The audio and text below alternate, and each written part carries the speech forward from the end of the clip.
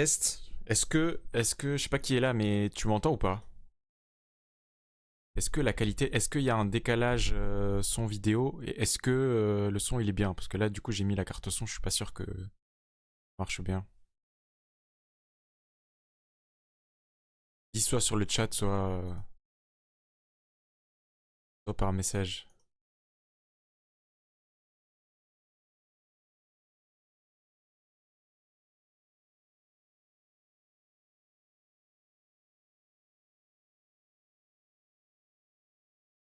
Est-ce que le son c'est bon ou pas?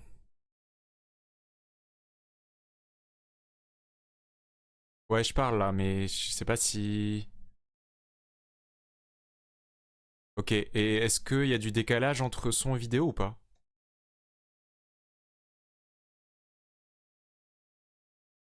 Et c'est bon le sound. Est-ce que le son il est mieux que la dernière fois?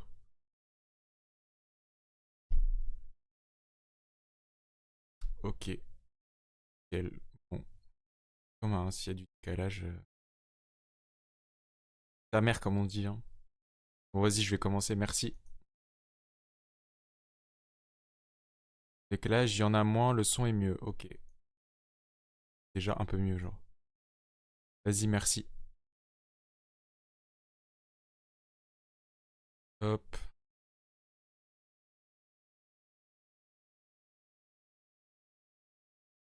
On va afficher le chat là.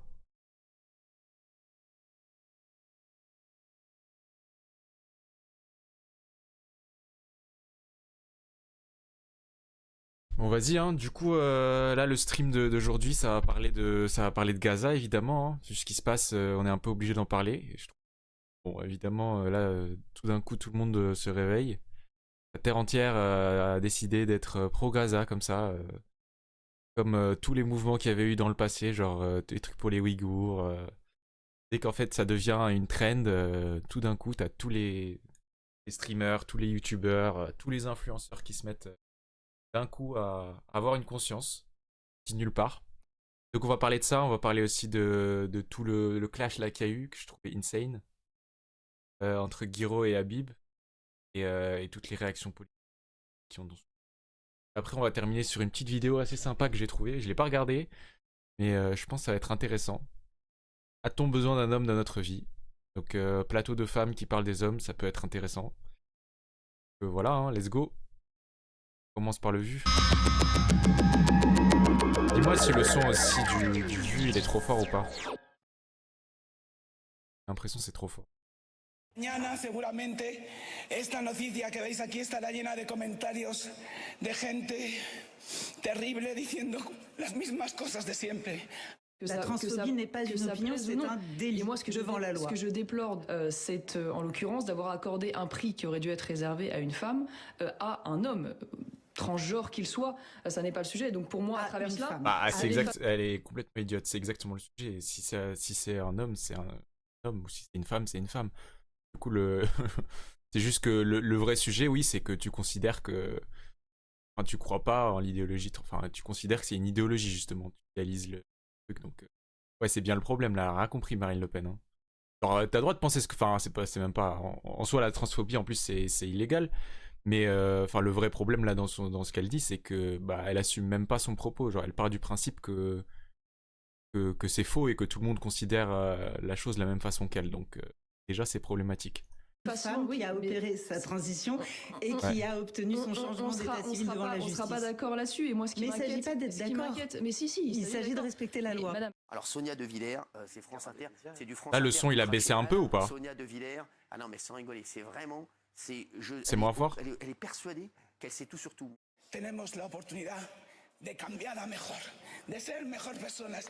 Así que, a ver si cambiáis, cabrones. Juste, on va voir d'abord le sondage. Donc voilà, pour les calmer un peu. Voilà, merci. Êtes-vous choqués? 90% non. Merci. Les mineurs ont-ils le droit de changer de sexe ou en tout cas de commencer leur transition? Non pour les sénateurs de droite qui ont fait une proposition de loi. Non pour les sénateurs de droite. Genre vraiment, est-ce que c'est pas genre, est-ce que c'est une découverte? Genre les sénateurs de droite, gros facho, bourgeois traditionnels. Genre, en plus le Sénat c'est pas le Parlement, c'est 10 fois pire. Genre il y a que des, la moyenne d'âge c'est 60 ans là-bas. Genre Et c'est à eux qu'on demande si des mineurs peuvent transitionner, genre. Vraiment, ils sont à des années-lumière de ces questions-là et c'est eux qui se permettent de parler du sujet, quoi. C'est hallucinant. La gauche, elle, dénonce un texte transphobe. En 2020, selon l'assurance maladie, un peu moins de 300 mineurs déclaraient une affection de longue durée pour transidentité. Apaise l'anxiété. Anxiolytique. Face au réchauffement climatique, le CAC 40 à la traîne. Selon un rapport de l'ONG Oxfam, les plus grosses entreprises françaises ont versé en moyenne 4 fois plus de dividendes qu'elles n'ont réalisé d'investissements verts en 2022. Je trouve qu'il y a quelque chose. Et là, ça, c'est un contexte en plus où on nous dit, ouais, on est sur la transition énergétique. Donc là, c'est dans ce contexte-là que les actionnaires tapent 4 fois plus de dividendes et que dans le même temps, les investissements dans les énergies vertes, c'est que dalle, genre. C'est quand même une dinguerie. Hein. Quand les chefs d'État nous disent qu'il n'y a pas d'argent pour le climat, pas d'argent pour la santé, pas d'argent pour l'emploi, alors que les marchés financiers n'ont jamais été à un niveau aussi élevé. 72 fois plus de dividendes chez Sanofi. 72 fois plus. 72. 170%. Ou encore 420 fois plus. Ce système est fait Putain, mais je comprends pas comment c'est possible. Ils accumulent leurs profits en saccageant la planète et en écrasant la majorité de l'humanité. Il faut le renverser. Ce n'est plus l'intérêt général qui occupe le gouvernement, mais celui de petits marquis arrogants. Et la question c'est est-ce que ça l'a jamais été? Est-ce que ça a déjà été l'intérêt général qui commandait dictait comment le gouvernement agissait? Je sais pas si ça l'a jamais été, genre. Même au traité constitutionnel dans les années 2000, exemple parfait, c'est le peuple dit non, on s'en branle, genre littéralement, rien à foutre, genre. Du coup, en fait, moi je trouve que c'est assez dommage de voir le sujet comme ça. Genre oui, évidemment, le gouvernement aujourd'hui considère pas les intérêts du peuple, mais c'est assez malhonnête de dire que ça a changé parce que en fait, ça t'empêche de voir le vrai problème derrière. C'est pas juste un problème qui est récent, c'est pas juste Macron, la Macronie en quelque sorte, c'est le système, comment il fonctionne, la représentation politique en France, qui, on l'a vu, que ce soit donc pour le traité constitutionnel ou même genre la réforme des retraites ou encore Gaza, en fait, peu importe, t'as beau avoir des dizaines de milliers de personnes dans la rue, tant que le gouvernement ne veut pas faire passer, ça passera pas. Et même voix parlementaires qui sont censés être entre guillemets les outils démocratiques par excellence, genre si le gouvernement décide d'imposer un 49.3, 49.3 ça passe pas, genre c'est non, j'ai l'impression qu'il y a des journalistes comme ça il y a des jours ils se réveillent et ils réalisent des trucs comme ça, genre oh putain bizarre, le gouvernement il écoute pas le peuple, genre c'est nouveau ça, genre alors que ça a toujours été comme ça et du coup ça t'empêche de voir du coup les vrais problèmes qu'il y a derrière, parce que sinon tu te dis juste oui mais c'est un problème ponctuel, c'est ce gouvernement, c'est sur une fois seulement, sur une action en particulier, mais là c'est un problème qui est En moyenne, les entreprises du CAC 40 sont sur une trajectoire de 2,7 degrés de réchauffement, très loin de l'objectif de l'accord de Paris, fixé à plus 1,5 degré. Israël a-t-elle frappé 2 fois en 48 heures des camps de réfugiés à Rafah? 21 civils seraient morts aujourd'hui. Le Conseil Comment ça, Israël a-t-elle? Genre, c'est quoi ce... vraiment, là, c'est le vu d'aujourd'hui. Hein. Je sais pas quand est-ce qu'elle a été faite, cette vidéo, là, mais... Israël a même, a même dit que c'était elle qui avait fait. Dément avoir frappé aujourd'hui une zone humanitaire. Non, ils l'ont dit. Faut vérifier les infos, là. Je sais pas, peut-être c'est sorti... Ils ont d'abord démenti, mais dans tous les cas, aujourd'hui, tout le monde sait que c'était eux. Genre, il n'y a aucune personne qui serait capable, en mesure de nier, même Meir Habib, il le nie pas qu'ils ont frappé cet endroit-là. Mais évidemment, l'argument, c'est toujours, des dommages collatéraux, quoi. Genre, mais des dommages collatéraux, c'est ça, des dommages collatéraux pour vous? Genre, c'est des corps calcinés, c'est des enfants décapités, c'est ça, des dommages collatéraux? Et là c'est en plus c'est info quoi, c'est même pas genre CNews. La question c'est quoi? Israël a-t-elle frappé 2 fois en 48 heures des camps de réfugiés à Rafah? 21 civils seraient morts aujourd'hui. Israël a-t-elle frappé? Non, Israël a frappé. Il faut dire les termes à un moment, genre ça sert à rien de retourner la question, de prendre des pincettes, genre au bout d'un moment là c'est bon, ça fait 6 mois. pense qu'il y a assez de preuves au niveau de la Cour pénale internationale, enfin, tous les organes internationaux qui alertent depuis des mois sur le sujet, qui parlent de risques de génocidaires, mandats d'arrêt internationaux sur Netanyahou. Enfin, là, je suis désolé. Et là, encore une fois, c'est les services publics, c'est France Info, genre, c'est pas CNews, c'est pour dire le level de matrixage dans le pays dans lequel on est, quoi. Le Conseil de sécurité de l'ONU se réunit en urgence ce soir et en France, une manifestation pro-Gaza a lieu en ce moment à Paris. Ce matin, sachez que l'Espagne a reconnu officiellement l'État de Palestine. Elle sera rejointe dans la journée par l'Irlande et par la Norvège. Ah ouais, l'Espagne, ils ont des couilles. Nous, on n'en a pas, genre, c'est ça la vérité, genre. La vérité, c'est que l'Espagne, ils savent ce qu'ils veulent. Là, nous, on cherche tout le temps des prétextes. Alors, je sais pas si vous avez vu ce que Macron a dit, mais il a dit genre en mode ouais, moi, enfin, en fait, ça fait des dizaines d'années que c'est le même discours de la part de tous les présidents, des partis de la majorité, c'est de dire oui, nous sommes dans une vision gaulliste en mode on veut idéalement deux États qui coexistent ensemble. Bon, bah, ok, c'est facile de dire ça, mais à un moment, quand est-ce que tu mets en place le nécessaire? Quand est-ce que tu utilises tes outils à toi pour le faire? Et puis surtout, à un moment, enfin, c'est bon, ça suffit de dire de reporter à demain pour qu'il y ait un jour les conditions parfaites pour pouvoir reconnaître l'État de Palestine, mais il faut le faire, quoi. Juste connais, mais et que même dans un contexte où tu as des pays comme l'Espagne qui ont peur de reconnaître l'État de la bah, quand tu tiens ce genre de propos, c'est antisémite, quoi. Ça veut dire quoi? Ça veut dire que l'Irlande est antisémite? Ça veut dire que l'Espagne est antisémite? C'est un gris, genre. Le chef de la diplomatie israélienne publie même ce montage ce matin, mêlant images des massacres du Hamas le 7 octobre et danseurs de flamenco.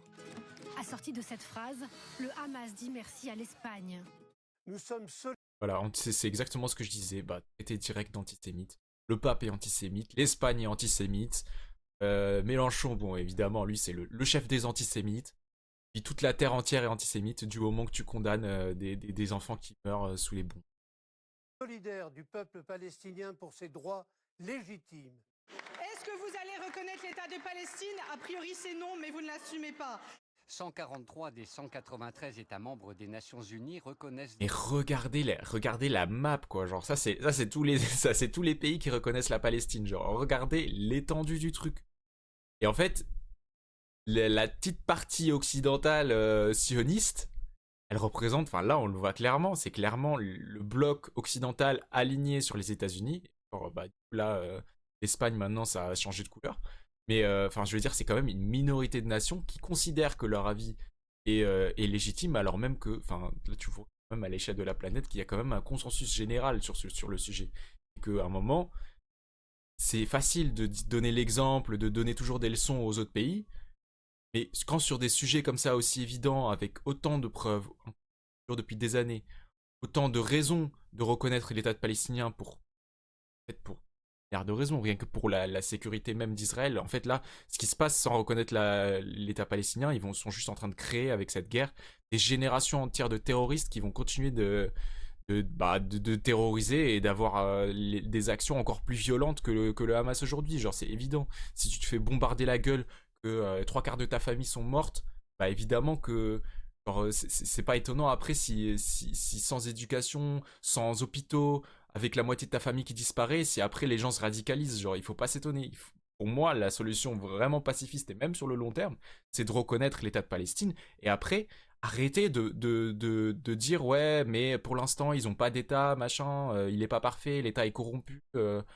Abbas il est corrompu, je sais pas quoi. Parce qu'en fait, c'est encore une fois une vision impérialiste du truc. C'est en mode, on décidera quand vous accordez votre autonomie, votre État, quand nous on aura décidé que les conditions sont réunies. Mais en fait, non, c'est pas ça. Genre, les conditions sont déjà réunies et elles le sont depuis l'annexion de la Palestine en fait. Depuis la colonisation, elles le sont déjà réunies parce que l'État il était là. Enfin, l'État, c'est un modèle importé, quoi. C'était là bien avant l'arrivée d'Israël. Le peuple palestinien est là depuis longtemps. Donc les conditions, en fait, sont là depuis hyper longtemps. Donc c'est pas le sujet, quoi. Déjà officiellement l'État de Palestine. La France va continuer, madame. La France... Monsieur Delangu, Quel boss, hein. Trop stylé. Vous avez un rappel à l'ordre avec inscription au procès verbal jusqu'à saisine du bureau. Waouh, vous avez vu comment elle est folle, genre vraiment ça l'a rendu fou, ça vraiment elle est... Vraiment elle comprend, enfin c'est même pas qu'elle comprend pas, là ça, il y a même plus d'impartialité, regardez sa réaction quoi. Tout ça parce qu'il y a un drapeau palestinien en période de génocide, hein. Vraiment c'est un mouvement de... Enfin c'est un acte qui promeut la paix quoi, genre c'est pas non plus... Il a pas sorti, je sais pas... C'est pas un signe de guerre quoi, c'est un signe de paix genre. Tu sors ça en pleine période de génocide et elle s'indigne et après sanction qui n'a jamais été vue dans le passé, juste sous le prétexte que il y a eu un drapeau étranger au sein de l'hémicycle, alors même que c'est elle qui portait un pins avec les drapeaux israéliens juste après le 7 octobre quoi. Donc c'est pour dire l'hypocrisie complète et surtout le manque d'impartialité de Braun-Pivet quoi. Comment vous leur donnez la parole? Comment vous leur donnez la parole? À qui tu parles? On n'a pas élevé les cochons ensemble, alors respecte un peu la... C'est toi le cochon, c'est toi le cochon. T'es dans la boue. Oh là là. C'est vraiment un porc, c'est grave. Justice dans ce pays, vous serez poursuivi en justice, monsieur. Ne touchez pas. Et je vous le dis, chers téléspectateurs. Non mais vraiment c'est tellement... Non mais je pense que cette vidéo là, je sais pas s'il se rend compte David Guiraud de ce qu'il a fait, mais il a tellement permis d'exorciser ce que des millions de personnes ressentent quand on voit Meher Habib parler, invité sur les plateaux télé. Enfin, je pensais même pas que c'était possible d'assister à une scène comme ça un jour, genre c'est vraiment une dinguerie genre. Là il a vraiment fait du bien à vraiment des milliers de personnes, enfin je sais pas combien de personnes se sont senties extrêmement bien quand ils ont vu genre David Guiraud être capable et surtout assumer après, une fois qu'il était invité dans les plateaux, dire ouais j'assume, je maintiens mon propos. Vraiment, enfin je pense que ça a vraiment fait du bien à pas mal de monde. Ça c'était nécessaire. Pas dupes. Ce sont des imposteurs. Tous ces gens de la France insoumise, que ce soit David Guiraud, Louis Boyard, la nouvelle là. Ouais surtout ouais. Ce monsieur est un porc. Il défend un génocide depuis le début. C'est un porc. Ouais. Il a dit à l'Assemblée nationale que ça n'allait pas s'arrêter depuis le début. Le 9 juin, votons Espéranto, langue commune. C'est une crapule antisémite et je le dis publiquement. Des fois, les mots vont plus haut que notre pensée et c'est vrai que même faut être beau joueur. Moi, je présente mes excuses à tous les cochons de France. Oh là là, il est trop fort. Il est trop fort, il est trop fort. Et puis le montage avec le cochon là. En vrai, il est trop fort. Non mais ça, en plus, il fait tout le temps cette tactique là. Genre, il part enfin, une journaliste ou un journaliste lui pose une question de merde. Et en mode, est-ce que vous condamnez, je sais pas quoi.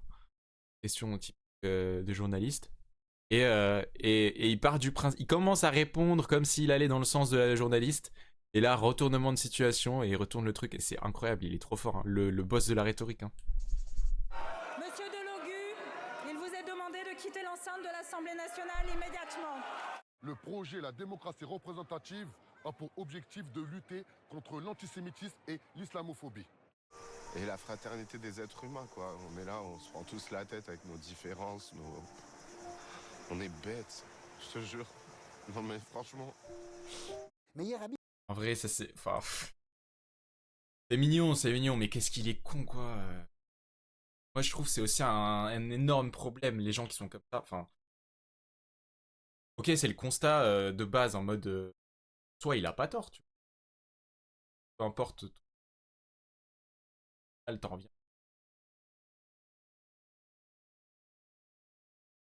Ça t'a rien dit, genre. Littéralement, la terre entière partagée et dire oui, c'est vrai. Même les racistes aujourd'hui seraient capables de te dire oui, on est tous frères. Mais ils vont juste ajouter une virgule après de frère, mais toi t'es là, moi je suis là, ça c'est mon. Ah, on n'est pas. C'est pour ça que je dis. Tenir ce genre de discours un peu cucu, c'est bon quoi, genre c'est pas de ça dont on a besoin aujourd'hui. Tu veux vraiment t'exprimer, vraiment t'indiquer. Ouais, dis les termes alors, genre, parle, enfin je sais pas. Il parle, mais enfin voilà, dans le sens où aujourd'hui, surtout dans le contexte actuel de fascisation du pays, d'extrême droitisation, etc., bah Ça suffit plus en fait de dire non, racisme, c'est pas bien d'être raciste, etc. Il faut dire les termes, il faut dire qui est raciste, enfin qu'est-ce qu'ils ont fait, pourquoi ils sont racistes. Il faut expliquer les choses parce que sinon t'expliques rien, genre c'est... Sinon n'importe qui peut tenir ce genre de propos. On est bêtes, je te jure. Non mais franchement... Meyer Habib a cette particularité, il a 63 ans, de faire des campagnes électorales législatives toujours accompagnées d'un dirigeant politique étranger, ce qu'aucun député ne fait. Et donc, mais attendez, regardez-moi ça. Est-ce que ça, c'est pas une gueule de porc? Je suis désolé. Je suis juste sur le physique, là, je suis vraiment désolé, mais quand même, il n'y a pas quelque chose quand même? Il n'y a pas une petite ressemblance là? Désolé, hein, mais là, c'est quand même assez flagrant. Hein. Netanyahou, dont il est très proche depuis des années. J'ai honte. J'ai honte et j'ai même envie de m'excuser. Ça ne donnera rien, mais c'est le sentiment que j'ai en tant que juif et en tant qu'israélien. Et je pense que les Israéliens sont victimes de la politique de M. Netanyahou. Ah voilà, merci, enfin. C'est pas enfin, je sais qu'il y a... Enfin, je parle des médias, en fait. Là, c'est ce soir, c'est l'émission entre guillemets qui se veut... donne la parole un peu à tout le monde, la droite, la gauche, avec des professionnels du sujet. Et enfin, en fait, on entend des voix un peu dissidentes qui font comprendre aussi aux spectateurs, téléspectateurs, que bah non, genre tu peux être juif et condamner ça. Enfin, c'est... Pour moi, ça me semble évident. Mais après, je pense que quand t'es matraqué jour et nuit par des médias qui te répètent, mais vraiment littéralement, enfin par contre, c'est vraiment tous les jours, quoi. Que si tu dis pas que c'est terroriste, ça veut dire que t'es antisémite. Si tu condamnes la politique de Netanyahou, t'es antisémite. Si tu condamnes les massacres, t'es antisémite. Si tu demandes des manifestations pour la paix, t'es antisémite. Si tu portes un drapeau palestinien, t'es antisémite. Ah là, enfin en fait, c'est vraiment important d'avoir des voix comme ça parce qu'en fait, ça permet de démonter en fait tous ces arguments là hyper faciles de ah bah tu penses comme ça, t'es antisémite quoi. Les Israéliens sont victimes de la politique de M. Netanyahou. Depuis le 7 octobre, Meyer Habib est un agent provocateur qui intervient avec virulence, parfois avec violence, qui a prononcé sur les Palestiniennes des phrases horribles qu'on n'aurait pas laissé passer si ça avait été l'inverse. Les composants de ce gouvernement... Ah mais totalement, et puis enfin... C'est clair, tous les propos qu'il a tenus, Meyer Habib, depuis le 7 octobre, des propos dégueulasses, hein, c'est pour ça que David Guiraud aussi, ses insultes, elles sont justifiées, il n'y a rien à dire. Parce que, tout simplement, lui, il a subi aucun lynchage, quoi. Je parle médiatiquement, lui, médiatiquement, il n'y a eu aucun problème. Enfin, vraiment, personne n'a jamais condamné, soit la classe politique ou la classe médiatique, la position de Meyer Habib, qui est clairement pro-sioniste, pro-Netanyahou et pro-génocide, au final. Reste au pouvoir en Israël, ça sera plus bon l'Israël. Ça serait une communauté de juifs messianiques, fous de Dieu, extrémistes, fascisants, mais ça sera plus l'Israël qu'on a tous voulu.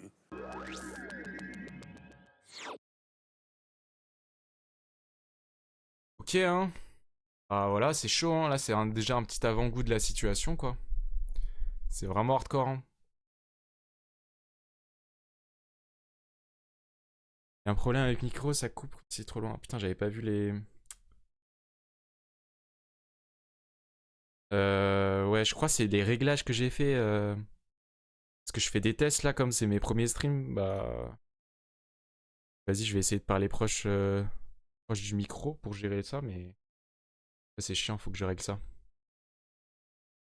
Ok, bah on va passer à ce plateau là, je sais pas si vous l'avez vu, mais énorme dinguerie. Encore une fois, David Guiraud, le boss absolu.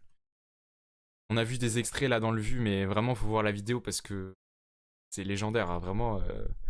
En fait, avoir un tel... je sais pas, une telle confiance en soi. En fait, c'est ça qui m'impressionne avec toute la génération de députés là qui a formé un peu... c'est un peu Mélenchon qui les a formés, quoi.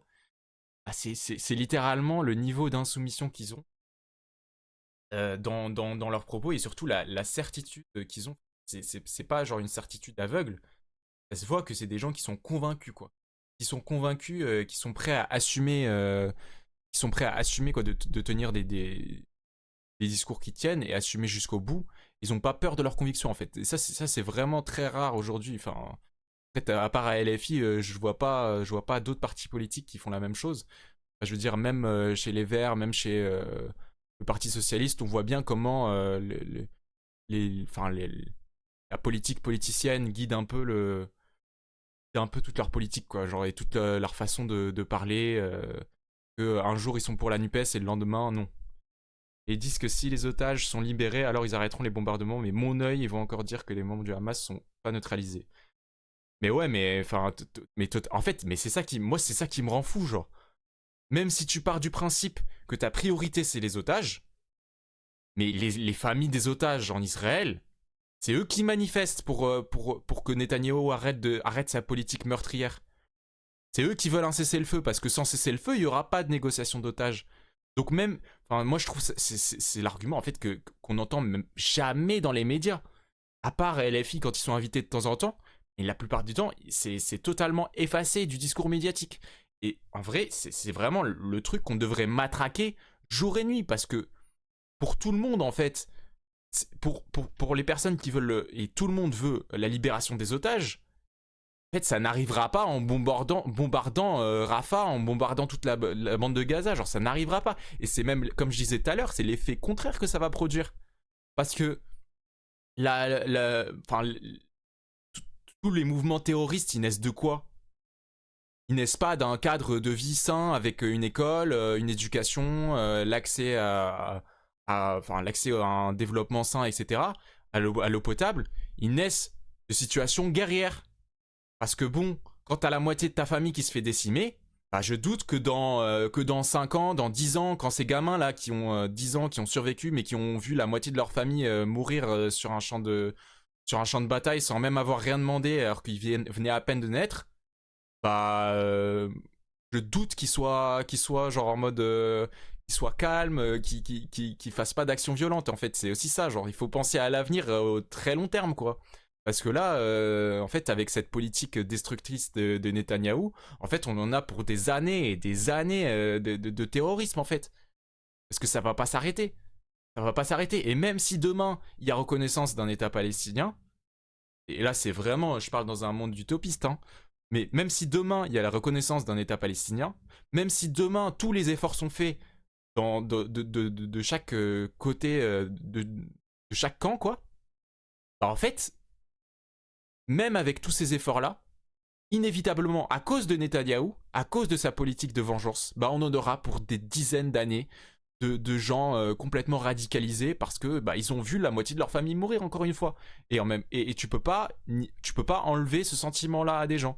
Quand tu vois la moitié de ta famille se faire décimer, que t'as aucune façon d'arrêter ça, bah ouais, ça va donner suite à énormément de radicalisation par la suite, et énormément du coup de nouveaux terroristes. Enfin, c'est complètement idiot, quoi. Et vraiment à tous les niveaux. Mais bref, hein, c'est horrible.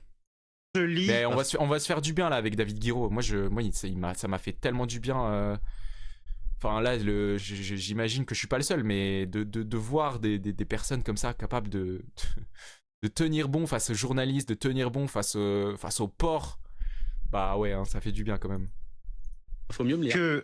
Il s'agissait d'une fake news, le fait qu'une jeune étudiante de Sciences Po avait été refoulée à l'entrée d'un amphithéâtre et qualifiée de sioniste. Vous avez dit que c'était une fake news. Bah oui, c'est encore sur. Or, une enquête qui a duré 2 mois vient de confirmer que c'était vrai. Elle est pas entrée dans l'amphithéâtre. Moi, si vous voulez, la question que je me pose, c'est à quel point on peut croire ce que vous racontez. D'accord, mais je vais vous répondre, monsieur. Par exemple, cette étudiante qui a été interdite, soi-disant refoulée, elle n'a pas été refoulée, elle est entrée dans l'amphithéâtre. C'est vrai, madame. Mais vous avez dit qu'elle est entrée dans cet amphithéâtre. Pardon, vous êtes journaliste. C'est même pas à moi de rectifier les faits normalement. Je demande juste une chose, comme ça tout le monde se met au clair, vu que j'ai des journalistes en face de moi qui doivent apporter des faits. C'est vraiment grave. En fait, c'est vraiment grave. Moi, ça me casse les couilles aussi que genre ce soit à des politiciens aujourd'hui d'apporter les faits, d'apporter des vérifications de vérifier les faits, quoi. À un moment, le journaliste, il est là pour faire son travail. Alors, je sais bien que ça a toujours été comme ça, que voilà, le journalisme, il a pas changé depuis 20 ans, c'est toujours le même journalisme. Mais bon, au bout d'un moment, ça reste quand même révoltant de voir ça. Enfin, à quel moment tu peux te considérer journaliste quand tu laisses passer des infos genre, qui sortent de nulle part? Genre, enfin, c'est une dinguerie quand même, genre, Vas-y, ça casse les couilles, quoi. Elle pu entrer dans l'amphithéâtre. Pardon, mais on n'est pas là pour revenir sur ce qui s'est passé à Sciences Po, mais pour revenir sur ce qui s'est passé à l'Assemblée nationale. Il y a eu un rapport de la direction de Sciences Po. Et voilà, et en plus ça guide le débat, genre c'est même pas là pour voilà, ça oriente le débat dans le sens que dans le sens où elle a envie de le mener, la journaliste là. Et elle s'en fout quoi. Alors que elle, son rôle justement, s'il y a une question, s'il y a un débat sur la véracité des faits, bah elle, son rôle c'est aussi d'apporter des vérifications. En plus, elle a une équipe derrière qui peut vérifier enfin pour le coup, ça en plus, ça se vérifie en quelques clics. Enfin, c'est ton rôle, tu vois, c'est ton rôle d'apporter de la nuance, de venir dire, bah non, désolé, toi t'as raison ou toi t'as tort parce qu'il y a telle info qui vient de sortir. Genre, c'est pas ton rôle de réorienter le débat dans le sens où toi t'as envie de le mener, genre. Qui considère que la phrase a été prononcée d'une manière ou d'une autre. Elle est entrée ou pas dans cet amphithéâtre? Elle est entrée dans cet amphithéâtre. Vous le savez. Réponds. Faites votre travail. Vous êtes journaliste, quelqu'un dit des faits qui sont faux. Voilà, exactement. Est-il légitime de dire à quelqu'un, vous ne rentrerez pas, quand bien même la personne finit par pouvoir rentrer, à raison de sa confession. Oui, mais non. Jean-Sébastien Ferjou, sur ce drapeau brandi, bégaye, hein. Arrêtez, je suis désolée de parler de naufrage journalistique, faites aussi votre... Mais c'est incroyable, et en plus ils acceptent aucune critique quoi, genre c'est une dinguerie, elles font pas leur boulot, on leur dit qu'ils font pas leur boulot, et en plus ils l'acceptent pas, et ils retournent enfin limite, des journalistes qui du coup portent l'accusation sur les invités quoi. Désolé, mais en France, j'ai l'impression que vous prenez un virage dangereux avec les médias. En tout cas, c'est peut-être faux, mais j'ai le sentiment que les médias sont trop politisés. Bah, après, là, on parle des médias politiques, ils sont forcément trop politisés. Mais, enfin, je vois pas ce que tu veux dire, en fait. Est-ce que tu parles, genre, en mode, les journalistes eux-mêmes sont trop politisés et pas assez neutres? Ça, oui, mais le problème, en fait, c'est pas que les journalistes soient politisés ou pas. Dans tous les cas, pour moi, en tout cas, un journaliste, il va avoir ses opinions politiques. Le vrai problème, c'est qu'ils sont politisés dans un sens, celui soit de l'extrême droite, soit de l'extrême libéralisme. Mais le vrai problème, c'est pas qu'ils soient politisés. Le vrai problème, c'est qu'ils assument pas leur politisation et que du coup, les gens qui regardent les médias et les gens qui ouvrent la télé en rentrant du boulot, qui sont fatigués, qui vont pas se poser 10 000 questions. T'ouvres la télé, tu vois un discours médiatique qui est orienté politiquement, mais qui jamais on va te dire c'est orienté politiquement, voilà notre média il est plutôt orienté à droite, les lignes éditoriales qui paraissent hyper politisées. Mais oui, en fait oui c'est ça, les lignes éditoriales sont hyper politisées, mais surtout, comme je disais, le problème c'est pas juste qu'elles soient hyper politisées, c'est que c'est pas assumé cette politisation, c'est pas clair quoi. On dit pas, par exemple quand tout CNews, on ne dit pas CNews est une chaîne d'opinion orientée à l'extrême droite de l'échiquier politique. Ça on te le dit pas. Du coup quand tu regardes la télé, t'as juste l'impression que, et en même temps eux ils le présentent comme ça, t'as juste l'impression que c'est une information objective. Et pour moi ça c'est le vrai problème. Parce que pour prendre un exemple opposé, quand tu regardes le travail de médias, mais du coup qui sont des médias d'internet, des médias d'information et d'opinion, comme par exemple Blast, Blast, leur ligne politique, elle est claire, tu vois. Que tu regardes Blast, tu sais que tu regardes un média de gauche, tu sais que tu regardes un média qui est orienté à gauche. Et donc, même si t'es de droite, tu sais que ce que tu regardes, c'est orienté politiquement, et donc pour se faire son propre avis, c'est beaucoup plus facile et beaucoup plus sain quoi, de le faire dans ce cadre-là. Votre métier en tant que responsable politique, répondez aux accusations. Je réponds. Allez-y. Ce que dit plutôt que de parler de naufrage journalistique, ça devient très désagréable. Je suis désolée. Vous pouvez être désolé si vous voulez. Continuez. Vous m'invitez. Attendez, pardon. Mais on vous invite avec plaisir et on vous écoute. Je vous remercie de me laisser m'exprimer. Mais pardon de vous le dire, depuis 7 mois, je trouve qu'il y a un naufrage journalistique dans ce pays. Quand c'est moi. En fait, tu peux pas dire d'un côté, on vous invite et on vous laisse vous exprimer, et quand la personne dit quelque chose qui vous plaît pas, en l'occurrence, s'il attaque les médias, et il a le droit de le faire, peu importe, il a le droit même d'être en désaccord avec la ligne éditoriale d'un plateau. Tu peux pas te mettre en position en fait d'interlocuteur alors que t'as une position d'éditorialiste presque. Là, elle exprime son opinion quoi. Elle exprime une opinion alors que non, c'est ta place, c'est la place d'un journaliste, et c'est vraiment la preuve. La démonstration de ce que David Guiraud démontre, quoi. Elle prend une ligne politique sans le dire. Ouais, c'est pas le rôle du journalisme. Ouais, c'est ça, exactement. politique qui n'est pas censé apporter les faits établis, y compris par la presse, sur le devant de la scène. Et que vous ne rétorquiez pas à quelqu'un qui dit des choses qui sont fausses, c'est aussi un naufrage journalistique. Prenez-le comme vous voulez, c'est pas grave. Meyer Habib dit que vous avez tenu des propos antisémites et qu'il va porter plainte contre vous. Il porte plainte, c'est pas grave. Est-ce que vous allez porter plainte contre lui? Je sais pas, c'est pas grave. C'est rien pour moi. C'est rien par rapport à ce qui se passe à Rafah, c'est rien, je vous assure. Moi, mais oui, en plus, c'est ça aussi, ça me saoule. Enfin, depuis toujours, j'ai l'impression, depuis que je me suis politisé, bah en fait, c'est toujours la même chose. On va avoir un sujet qui est extrêmement grave, comme ce qui se passe à Gaza, et le lendemain, donc avec toutes les vidéos, les horreurs qu'on voit, tout ce qu'on trouve à dire sur les médias, c'est des petites polémiques de merde. Entre oui, telle personne a dit ça, est-ce que vous condamnez, mais telle personne a dit ça, qu'est-ce que vous en pensez? Et voilà, c'est genre vraiment des commentaires sans jamais parler. Enfin, pourquoi là l'émission elle s'appelle pas Clash aux 4 colonnes, elle s'appelle pas, enfin pourquoi à la place elle s'appelle pas genre massacre à Rafah, tu donnes les infos, voilà ce qui s'est passé hier, t'invites un spécialiste de la bande de Gaza, tu dis voilà, ou t'invites un médecin qui était sur place il y a pas longtemps, t'invites si tu veux un porte-parole du gouvernement, soit tu vois, soit ça reste un média. T'invites quelqu'un d'un autre parti et voilà, on débat à partir des faits. Tu présentes les faits, t'as un expert qui vient présenter les faits. Voilà ce qui s'est passé hier. Voilà la position de telle personne. Voilà la position de telle personne. Maintenant, on a une personne d'extrême gauche qui va donner son avis, une personne d'extrême droite qui va donner son avis. Tu dis clairement leur position. Et voilà, c'est bon, on en discute. Et là, on parle des faits. Mais là, parler de direct avec un drapeau palestinien, clash aux 4 colonnes, enfin, en fait, c'est juste, enfin, c'est devenu limite la télé-réalité, quoi. Genre, tu commentes. Pourquoi ça se fait pas alors? Bah pourquoi ça se fait pas? Parce que c'est pas dans l'intérêt des médias, parce qu'ils défendent leurs intérêts tout simplement. Ils défendent, enfin ça se fait pas parce que ils ont pas envie de le faire. En vrai, faudrait leur poser la question. Je sais pas pourquoi ça se fait pas. Moi, je suis choqué. Moi, enfin j'en sais rien. J'ai vu un gamin qui avait la tête décapitée. J'ai vu des gens en torche humaine, d'accord? Des réfugiés, hein, des hommes, des femmes et des enfants réfugiés, torche humaine. C'est ça qui m'intéresse. Et personne ne remet en cause l'atrocité de ce qui se passe en ce moment à Gaza et à Rafah. Il le fait. Mais est-ce que c'est vraiment votre... Tu remets pas en cause, mais t'en parles pas.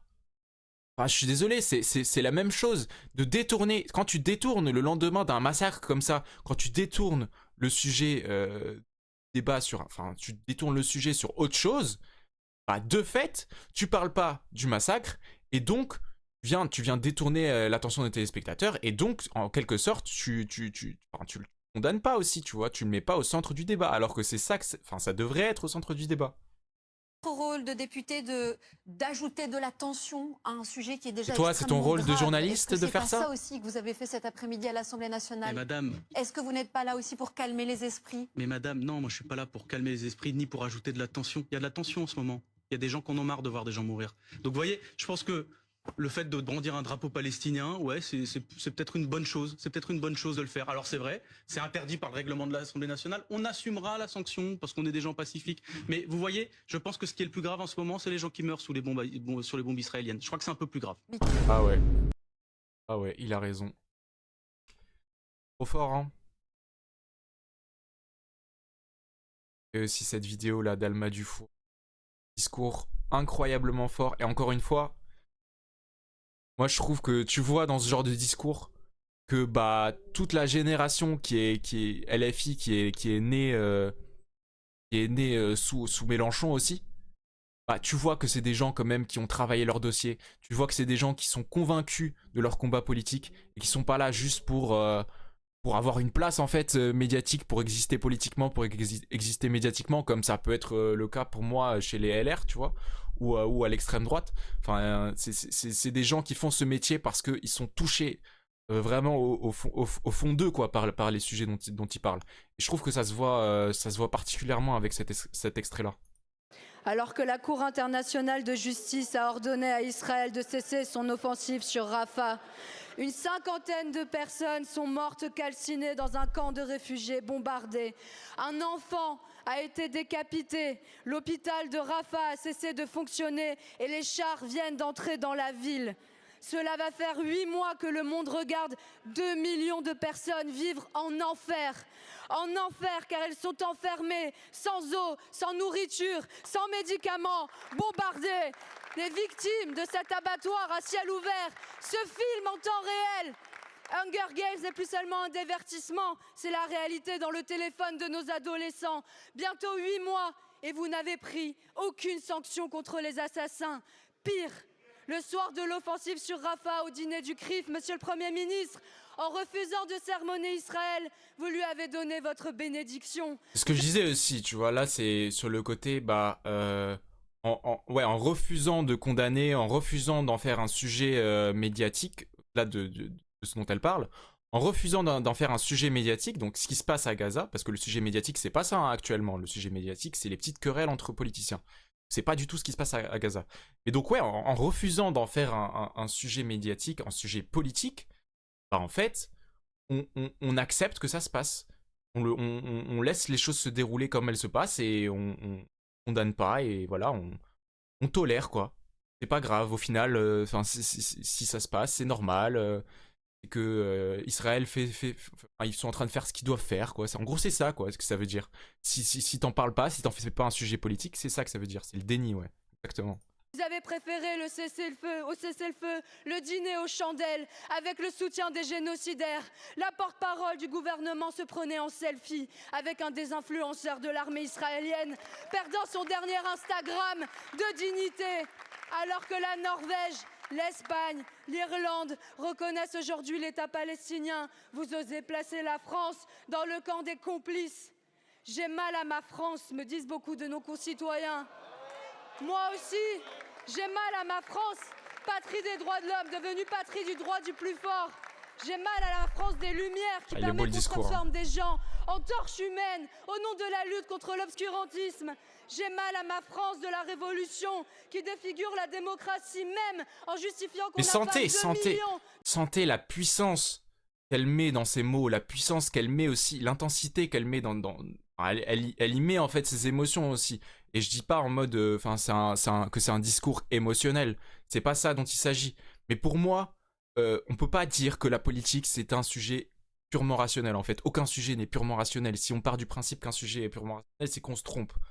Et parce qu'il y a des gens qui disent ouais, la politique, il faut que ça soit quelque chose d'objectif, de rationnel, on décide en fonction des chiffres, etc. Non, enfin, je suis désolé. Quand il se passe un truc comme ça aussi horrible, juste à côté de la Méditerranée, quoi. Genre vraiment, c'est à 2 pas de la France, hein. Gaza, c'est pas si loin.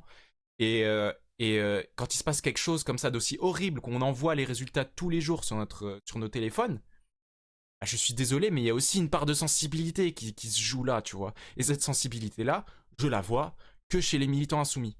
Genre vraiment, c'est dingue, quoi. Genre, Et moi, c'est pour ça que je trouve son discours, il est tellement puissant, parce que au-delà de la véracité de ce qu'elle dit, au-delà de la puissance rhétorique et argumentative de son propos, bah il y a aussi un fond qu'on sent dans le ton de sa voix, dans la façon dont elle parle, qui montre qu'elle est émotionnellement impliquée dans le sujet. Et c'est pour ça que moi, je voulais vous montrer ça aussi. J'écoutais Pro ce matin et j'en peux plus à quel point il maîtrise la déclaration des droits de l'homme. Moi j'ai pas écouté, je sais pas ce qu'il a dit. Mais de toute façon, c'est plus étonnant, hein. Pascal Pro, vraiment, ça étonne qui encore aujourd'hui? Ce mec a aucun respect pour rien. Enfin. Et puis à la base, encore une fois, Pascal Pro, là il est censé être journaliste. Hein. À la base, il commande des matchs de foot. Hein. C'est pas du tout son métier de parler sur des sujets complexes, de commenter l'actualité politique. Donc vraiment, il a une formation médiatique de plateau de foot, quoi. Donc il a aucunement sa place sur un plateau télévisé à des heures de grande écoute. Indécent, quoi. De personne en son nom, le Conseil de sécurité des Nations Unies se réunit aujourd'hui. La France doit annoncer la suspension des échanges économiques avec Israël et demander l'intervention immédiate des casques bleus. Rafah n'est pas qu'une frontière, c'est un miroir. Si vous ne le faites pas, ma question, monsieur le Premier ministre, c'est comment vous pourrez vous regarder dans une glace? Merci, Trop fort, hein. Vous ne pouvez pas faire abstraction des attaques terroristes du 7 octobre dernier. Mais qui fait abstraction des attaques terroristes du 7 octobre dernier? On en a parlé tous les jours pendant 8 mois. Oui, on les condamne. Oui, tout le monde les condamne. Oui, c'est effectivement horrible ce qui s'est passé. Et on en a parlé. Là, il y a un autre sujet. Il y a des gens qui meurent tous les jours, littéralement. Donc non, faut arrêter d'utiliser l'excuse, l'argument en fait du 7 octobre comme tout le temps un argument pour faire taire toute voix d'opposition. Ça passe plus, et même on le voit aujourd'hui, ça passe plus. Dans les rues, ça passe plus. Partout dans le monde, ça passe plus. L'Espagne, elle a reconnu la Palestine, ça passe plus. Nulle part, ça passe plus. Il y a qu'un seul endroit où ça passe encore, c'est dans l'hémicycle, et on sait même pas pourquoi, et dans le discours médiatique. Parce que c'est des gens qui sont dans l'entre-soi et qui sont convaincus même des propres merdes qu'ils racontent. Vous ne pouvez pas faire abstraction des otages qui sont encore détenus par le Hamas. Et regardez comment il bégaye. Mais vous voyez, en fait, c'est exactement ce dont je parlais. Parce qu'il n'y a pas juste l'argumentaire, tu vois. Parce qu'on peut dire là, lui a raison ou elle a raison, c'est pas la question là. Au-delà de ça, au-delà de l'argumentaire, au-delà du rationnel, vous voyez comment sa posture, elle n'est pas convaincue. Il est pas sûr de lui, il bégaye. Regardez comment il tremble. Là, je suis pas, je vous fais le professeur de rhétorique à 2 balles, mais enfin, en vrai, c'est flagrant quoi. Genre le mec, à quel moment tu crois ce qu'il dit? Regardez-le quoi. Par le Hamas, la France va continuer, madame. La France. Il est comme ça avec son petit bout de papier là. Il bégaye. Il appelle derrière lui Braun-Pivet.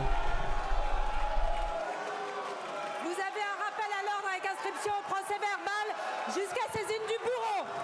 C'est inadmissible.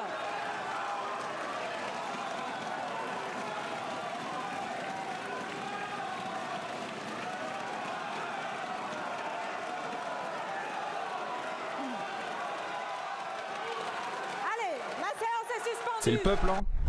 Je propose que l'on fasse une réunion en urgence du bureau de l'Assemblée nationale pour pouvoir statuer sur... Wow, mais désolé, elle me casse les couilles. Plus de sa gueule. Mais ouais, hein. Faire une clope, moi.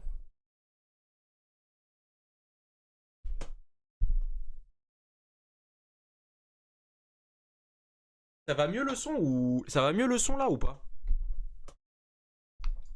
Parce que tout à l'heure, il y avait des bugs quand je m'éloignais du micro. Là, j'essaie de parler proche du micro, mais je sais pas s'il y a toujours le problème ou pas.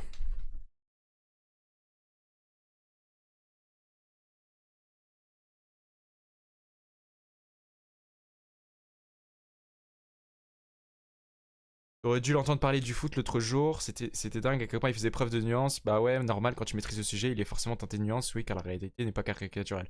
Ouais, mais de fou, hein, enfin...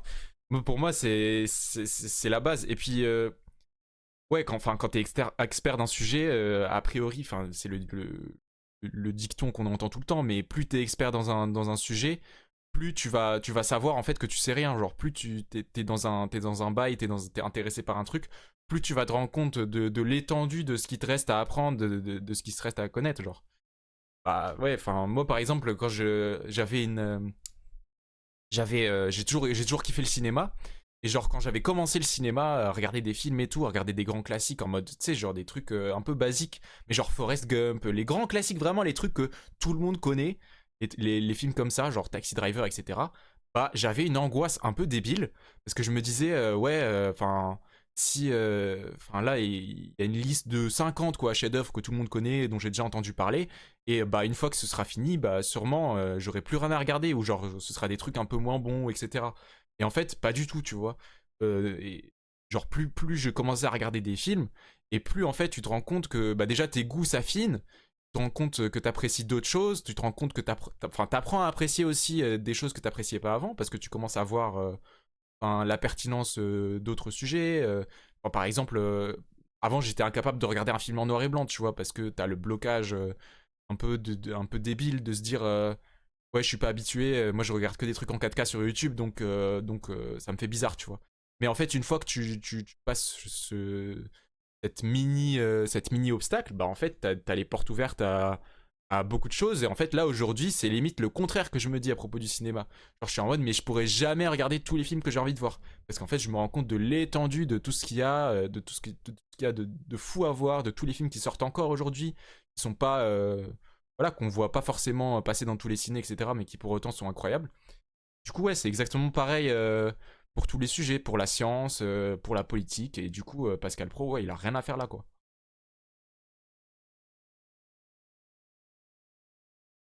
Vous êtes député des Bouches-du-Rhône, coordinateur national de la France Insoumise. Merci beaucoup d'avoir accepté notre invitation ce soir. Je rappelle ce qui s'est passé, des incidents violents entre députés qui sont passés en plusieurs étapes. Avec, pour commencer cette séquence, le député de la France Insoumise, c'est la même journaliste que tout à l'heure, Sébastien Delogu, qui a brandi un drapeau palestinien dans l'hémicycle. C'était au moment où des députés interpellaient le gouvernement sur la reconnaissance de l'État palestinien.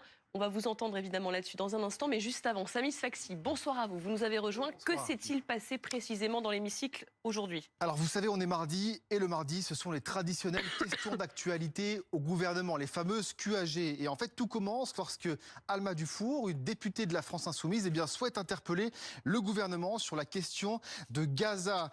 Et au moment où Franck Riester, le ministre du Commerce extérieur, est en train de lui répondre, Sébastien Delogu, un autre député de la France Insoumise, à ce moment-là, se lève et brandit un drapeau palestinien. Voici la séquence.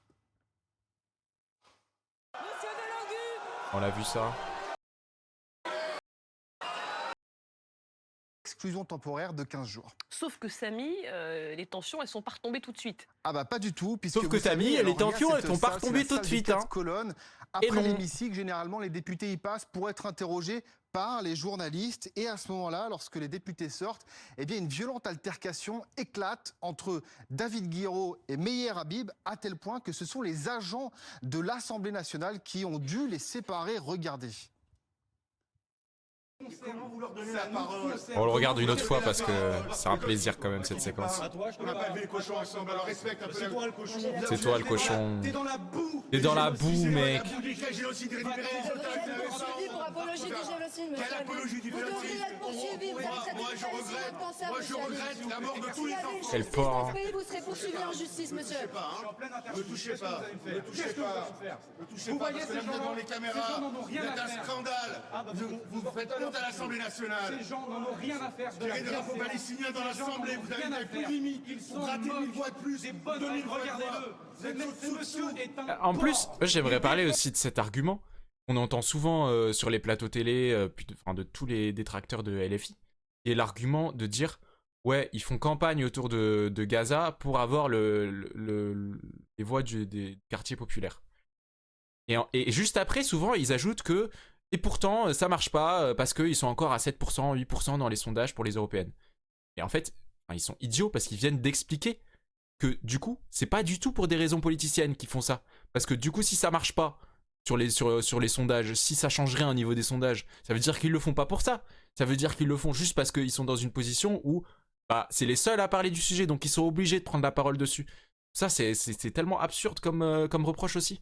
Un génocide depuis le début, c'est un porc. Il a dit à l'Assemblée nationale que ça n'allait pas s'arrêter depuis le début. Ce monsieur est un porc. Il fait honte à la France. Il fait honte au pays. Voilà. Et on devrait tous avoir honte d'être représentés par des gens comme ça, qui n'ont pas de cœur, qui ont un cœur à sens unique.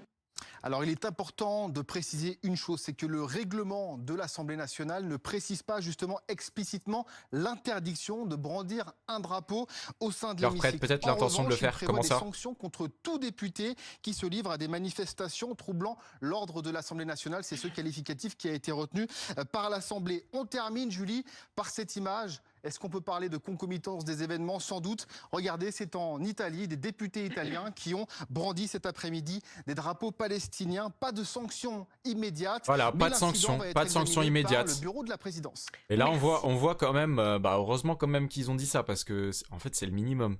On voit quand même que au Parlement italien, alors qu'ils ont un gouvernement là-bas d'extrême droite, donc c'est dire à quel point la France s'est fascisée depuis le temps. Parce que même là-bas, il y a eu, ils ont brandi le drapeau palestinien, il n'y a pas eu de sanctions immédiates. Donc c'est vraiment en France la parole palestinienne, on l'a fait taire de gré ou de force, quoi. Genre c'est. Merci beaucoup, Samy Sfaxi. Je disais, on va en parler avec Manuel Bompard de la France Insoumise et Ulysse Gosset qui nous a rejoint du service international, politique internationale de BFM TV. Bonsoir à vous, Ulysse. Sur le drapeau, déjà, est-ce que vous saluez le geste de ce député? Bien sûr, je suis fier du député Sébastien Delogu et je pense qu'en posant cet acte symbolique aujourd'hui dans l'hémicycle de l'Assemblée nationale, il a, je pense, fait un geste qui correspond à notre devoir devant l'humanité. Parce que l'aggravation de la situation à Rafah, les images qu'on a vues, par exemple, dans la nuit de dimanche à lundi, sont une tâche sur l'humanité. Et notre devoir, notre responsabilité, c'est de les dénoncer.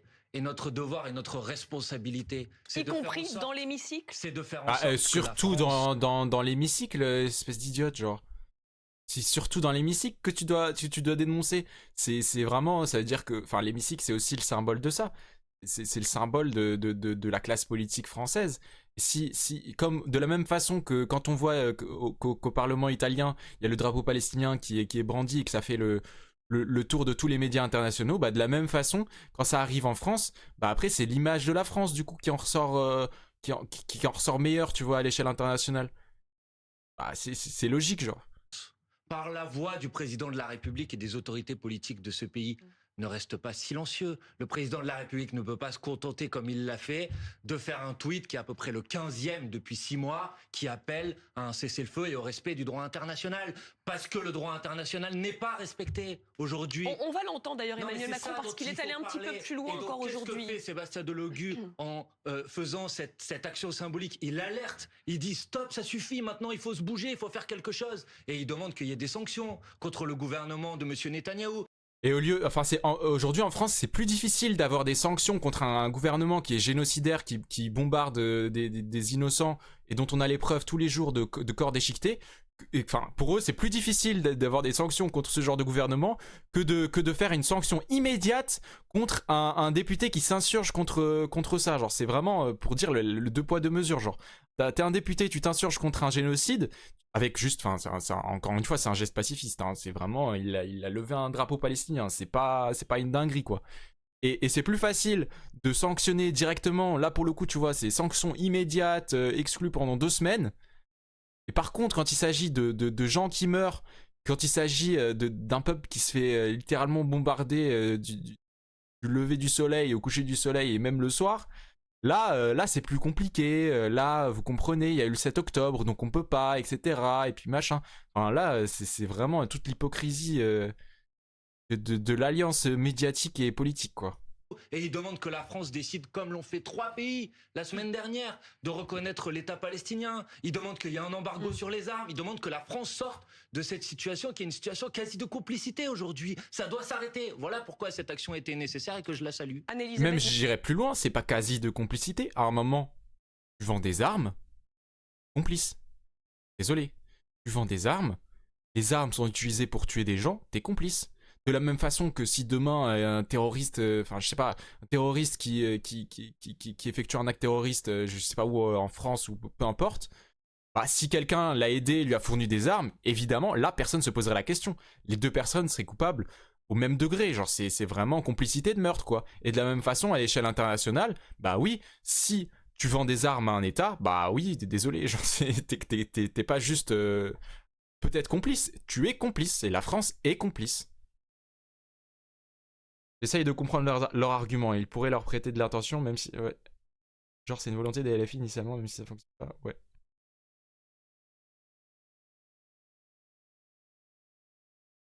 Oui, non, mais je vois ce que tu veux dire. Genre, mais... Enfin, je trouve ça quand même... Enfin... Moi aussi, j'essaie de comprendre leur argument, mais leur argument, il est... Enfin, il tient pas la route, quoi. Genre, tu peux pas dire, en fait, que LFI... fait ça pour défend les Palestiniens dans des buts, dans une volonté électoraliste, etc. Et que dans le même temps, tu vas dire bah ouais, mais ça marche pas dans les sondages. Bah ça, c'est la preuve que du coup, ils le font pas pour des raisons électoralistes. Parce que s'ils avaient vu uniquement pour volonté de défendre, voilà, de gagner juste des électeurs, de gagner entre guillemets le vote des banlieues, bah voilà, ils seraient dans une démarche de dire ce qui plaît aux gens, ce qui est consensuel, et puis voilà. Là, dans les faits, ils tiennent une position dans laquelle ils se font bâcher médiatiquement, qui ne leur apporte rien dans les sondages, qui ne leur apporte rien concrètement en termes de vote, en tout cas pour les européennes. Et donc, ça veut dire que leur position, elle n'est pas du tout motivée par des ambitions électorales. Elle est motivée tout simplement par une volonté de défendre une cause qui leur semble juste. Donc c'est pour ça, ouais, je te dis, l'argument... Je peux essayer de le comprendre, mais il tient pas la route en fait. Il se déconstruit en 1 minute, quoi. Moutet, cette sanction, 15 jours d'exclusion, et on le disait avec Samy, le retrait de la moitié de l'indemnité parlementaire. Ça gueule de bourgeoise choquée là. À peu près 7 000 €. Elle vous semble adaptée, cette sanction ? Il y a un règlement à l'Assemblée nationale. Il y a un règlement, et si tu respectes pas le règlement, tu as un mot dans le carnet. Et d'hystériser le débat, mais c'est pas une raison pour que le règlement ne soit pas respecté, d'une part, et d'autre part, c'est pas une bonne méthode qu'on en arrive à des scènes comme celle qu'on a vue dans l'Assemblée. Ok, madame, c'est quoi la bonne méthode alors? C'est quoi la bonne méthode? Enfin, concrètement, quel autre moyen a aujourd'hui le peuple français, les députés, de s'insurger et d'obtenir des résultats, de condamner la politique israélienne? Quel autre moyen? Ça dure depuis 8 mois. Quel autre moyen on a? Et de la même façon, c'était pareil pour les retraites. Quel autre moyen d'aller dans la rue? On nous a empêchés de voter. Quel autre moyen? Donc non, au bout d'un moment, je suis désolé, mais il n'y a pas d'autre moyen. Et encore une fois, ce qu'il a fait, c'est rien. Enfin, c'est pas, il a levé un drapeau palestinien. Enfin, c'est le minimum. Naturellement, ça excite les deux parties. Et donc, non, je pense, d'une part, je pense que Mme Braun-Pivet a parfaitement raison, et d'autre part, on peut parfaitement avoir des débats parlementaires sans être obligé de pousser ça à volontairement à casser le rythme de l'Assemblée nationale. On l'a pas fait pour Mariupol, on l'a pas fait pour Alep en Syrie, on l'a pas fait pour d'autres endroits, mais ça, c'est... Pour Mariupol, il y avait le drapeau de l'Ukraine dans l'Assemblée nationale, hein. Et pour juste après le 7 octobre, on compte pas le nombre de députés qui avaient un petit insigne, un petit pins avec le drapeau israélien. Donc non, c'est faux. En plus, ils racontent de la merde. Ouais, un enjeu électoral. Alors c'est pas vrai, dit Emmanuel Bompard. Non, je vous donne un exemple très simple. Dans l'Assemblée nationale ? Je vous donne un exemple très simple dans l'Assemblée nationale, qui est après la décision inacceptable de la Russie d'attaquer l'Ukraine, l'ensemble des députés sont rentrés avec un badge accroché sur leur veste avec un drapeau ukrainien. Et personne elle est choquée. Elle a posé quelques problèmes que ce soit. Sébastien Delogu n'a pas... Elle remonte sa mèche comme ça. Elle est choquée. Madame, vous disiez, vous disiez il faut appliquer le règlement, c'est normal, etc. Attendez, que les gens qui nous écoutent le sachent. Cette petite bourgeoise pleine de maquillage en plus. Où la présidente de l'Assemblée nationale, sur le champ, a décidé d'interrompre les questions au gouvernement pour dire qu'il allait y avoir une sanction, c'est quand un député du Rassemblement national a tenu des propos racistes contre un député de la France Insoumise. C'est 49.3 tous les jours, de toute façon, dès qu'il y a un sujet de désaccord. L'Assemblée nationale n'avait même pas été convoqué dans la foulée, il avait été convoqué 2 jours plus tard. Conclusion, bilan.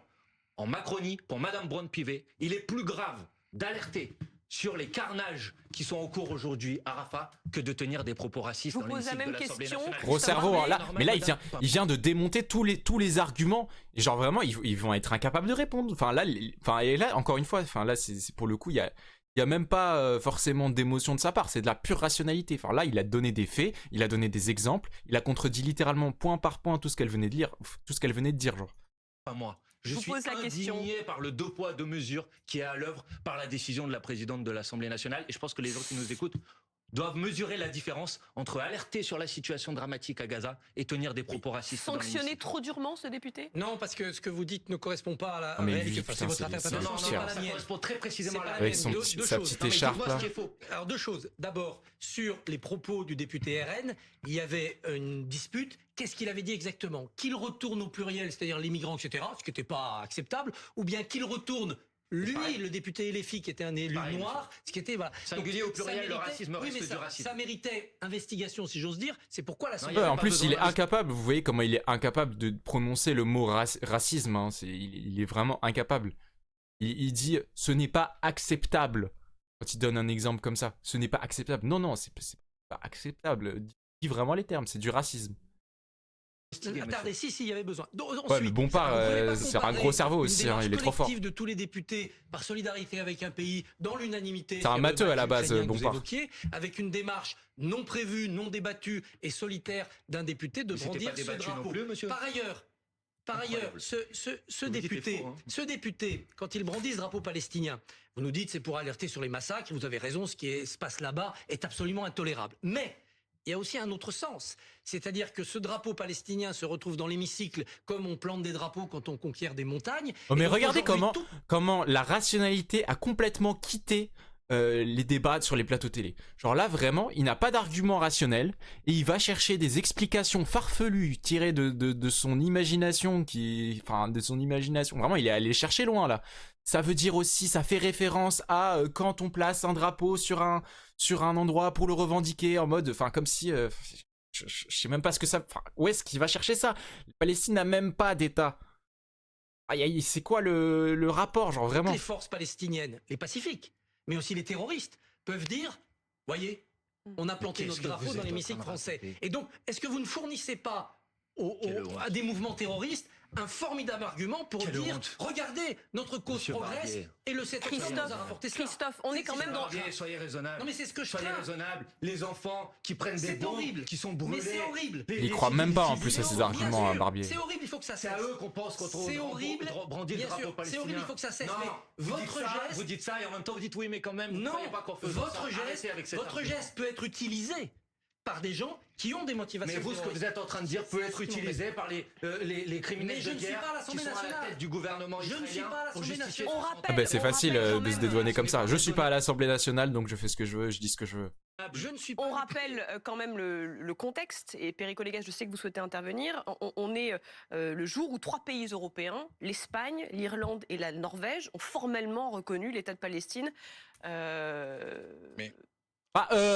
dis, non mais là, ton rôle de journaliste, enfin vraiment là, ne bégaye pas. C'est pas, donc il n'y a rien de choquant à demander qu'en France on reconnaisse également l'État de Palestine. Tu peux le dire, c'est pas grave, t'as le droit. Là, et sans aller jusqu'à cette crispation, je regrette sincèrement, c'est l'enceinte de la République, c'est votre droit de l'exprimer de cette façon, ça reste l'Assemblée nationale et un député de la nation, il est sanctionné, il s'est exprimé, je ne partage pas cette façon de faire, mais c'est son droit. Non, je reviens sur un élément moins important, le 16 mai, le député Richard Ramos du Loiret, député MoDem, propose de créer un groupe France-Palestine.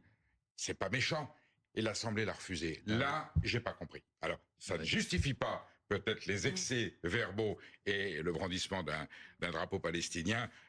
C'est pas non plus le drapeau de l'Allemagne hitlérienne, c'est le drapeau d'un peuple qui est en souffrance. Alors, il faut pas le brandir dans l'Assemblée nationale, c'est interdit. Donc, elle a fait qu'appliquer la procédure. Non, mais c'est votre droit de le faire. Les gars, s'il vous plaît. Mais là, qu'il soit sanctionné parce qu'il ne faut pas brandir un drapeau, c'est pas le sujet. Le sujet, c'est la nature de la sanction qui a été utilisée. Cette sanction est la plus grave possible sur l'échelle des sanctions de l'Assemblée nationale. Juste, sachez, est-ce que vous savez? C'est la nature et surtout, enfin, comme je disais tout à l'heure, c'est l'instantanéité de la sanction. Ça veut dire vraiment, ils ont réfléchi 2 minutes, quoi. Le consensus était immédiat sur le fait qu'il fallait sanctionner pendant 2 semaines un député parce qu'il avait levé le drapeau palestinien. Enfin, c'est vraiment, moi, c'est surtout ça qui me choque, en fait. Genre, le fait qu'il y ait une sanction parce que dans le règlement de l'Assemblée, c'est pas autorisé de le faire, d'accord, je veux bien entendre l'argument.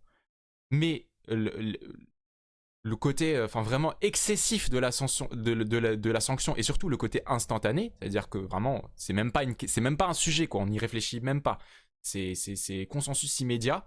Moi, c'est ça qui me choque. Que dans la mandature précédente, un député macroniste à l'époque, qui s'appelait Sébastien Nadeau, avait brandi une pancarte. Et il avait dit, la France est complice des morts au Yémen, à l'époque. D'accord? Précisément une démarche de même nature, pour alerter sur une situation. Est-ce que vous savez quelle sanction avait eu M. Nadeau? Est-ce que vous le savez? Personne ne le sait. Légère, un blâme, un rappel au règlement, très légère, mais exactement. Ça n'a pas le même impact dans l'opinion. Vous voyez bien, ce soir, il y a des manifestations. C'est pas le sujet, ouais. Monsieur Barbier, vous évaluez les règlements en fonction de la nature des actes du trouble à l'ordre public, en fonction de... C'est ça que je trouve aussi assez triste avec LFI. C'est que, vraiment, je trouve, en vrai, ils me font de la peine parce que ils se plient aux règles médiatiques, ils se plient aux règles politiques, ils font tout dans le consensus, enfin, ils respectent les règles, ils sont assez calmes. Et même en respectant les règles, même en utilisant des moyens assez limités, ils arrivent quand même à se faire rabâcher et insulter de partout. Alors même que là, leur geste, voilà, dans d'autres situations, il n'aurait pas conduit aux mêmes sanctions, quoi. Cette action, Manuel Bompard. C'est pour ça que je voulais cet exemple. Je reviens sur le comité France-Palestine. Richard Ramos, qui n'est pas un révolutionnaire, qui l'a fait, qui est dans une démarche très ancienne entre la Palestine et la France. C'est pas violent, un groupe, et c'est refusé par l'Assemblée. Là, il y a un positionnement politique du Parlement français qui est un petit peu difficile à comprendre. Voilà. Mais encore une fois, mais dites les termes, c'est pas un peu difficile à comprendre. Tu dis, c'est clairement orienté sioniste, dis-le, genre c'est clair, là, c'est c'est clairement une décision qui est orientée sioniste. Voilà. C'est-à-dire que l'Assemblée nationale est à majorité sioniste, y compris ceux qui sont censés réguler les débats, à savoir Braun-Pivet, elle est sioniste. Voilà, donc il y a une orientation politique qui est genre intégrée au fonctionnement même de l'Assemblée. Et il ose même pas le dire. Le constat qu'il fait, il est bon. Le constat, il est bon, mais maintenant il faut tirer les conclusions. Donc qu'est-ce qu'il dit à la fin? Enfin, parce qu'il... C'est pas violent. Oui, c'est pas violent. Et c'est refusé par l'Assemblée. Là, il y a un positionnement politique du Parlement français. Lequel dit positionnement politique sioniste de l'Assemblée. Qui est un petit peu difficile à comprendre. Voilà. C'est pas difficile à comprendre, qui est honteux. Voilà. Corrige. Manuel Bompard, cette action-là, elle n'était pas concertée? Non, c'est ça. Vous saviez pas, vous, que c'est ça allait son avoir lieu initiative propre, mais encore une fois, moi je la salue et j'en suis totalement solidaire. J'ai dit pourquoi, et honnêtement, plutôt que de venir reprocher à Monsieur Delogu et d'infliger cette sanction qui est complètement Non, mais ouais, enfin, je vois ce que tu veux dire. Évidemment, elle a un parcours en droit, enfin un parcours d'études, etc., et qu'elle connaît les règles de l'Assemblée. C'est pas le sujet. Mais aujourd'hui, en fait, on remarque quand même que avoir fait des études, en fait, ça fait pas de toi quelqu'un qui est parfait. Ça fait pas de toi quelqu'un qui sait comment agir, etc. Comme on parlait tout à l'heure du sujet médiatique. On voit comment les journalistes aussi, tu vois, ils ont fait des études. Ils sont censés savoir que le plus important, c'est de vérifier les faits, de croiser les sources, de corriger quelqu'un quand il se trompe. Donc non, je suis désolé. Genre, de la même façon, son devoir aussi à elle, à Braun-Pivet, c'est de savoir que dans le passé, les mêmes gestes, les mêmes actes, c'est-à-dire de brandir un drapeau dans des situations similaires, n'ont pas entraîné les mêmes sanctions. Donc ça veut dire qu'elle a un positionnement qui est biaisé. Parce que pour le coup, moi si tu veux, d'un point de vue complètement rationnel, moi je veux bien. Hein. Mais à ce moment-là, on respecte pour tout le monde et il n'y a pas de deux poids, deux mesures.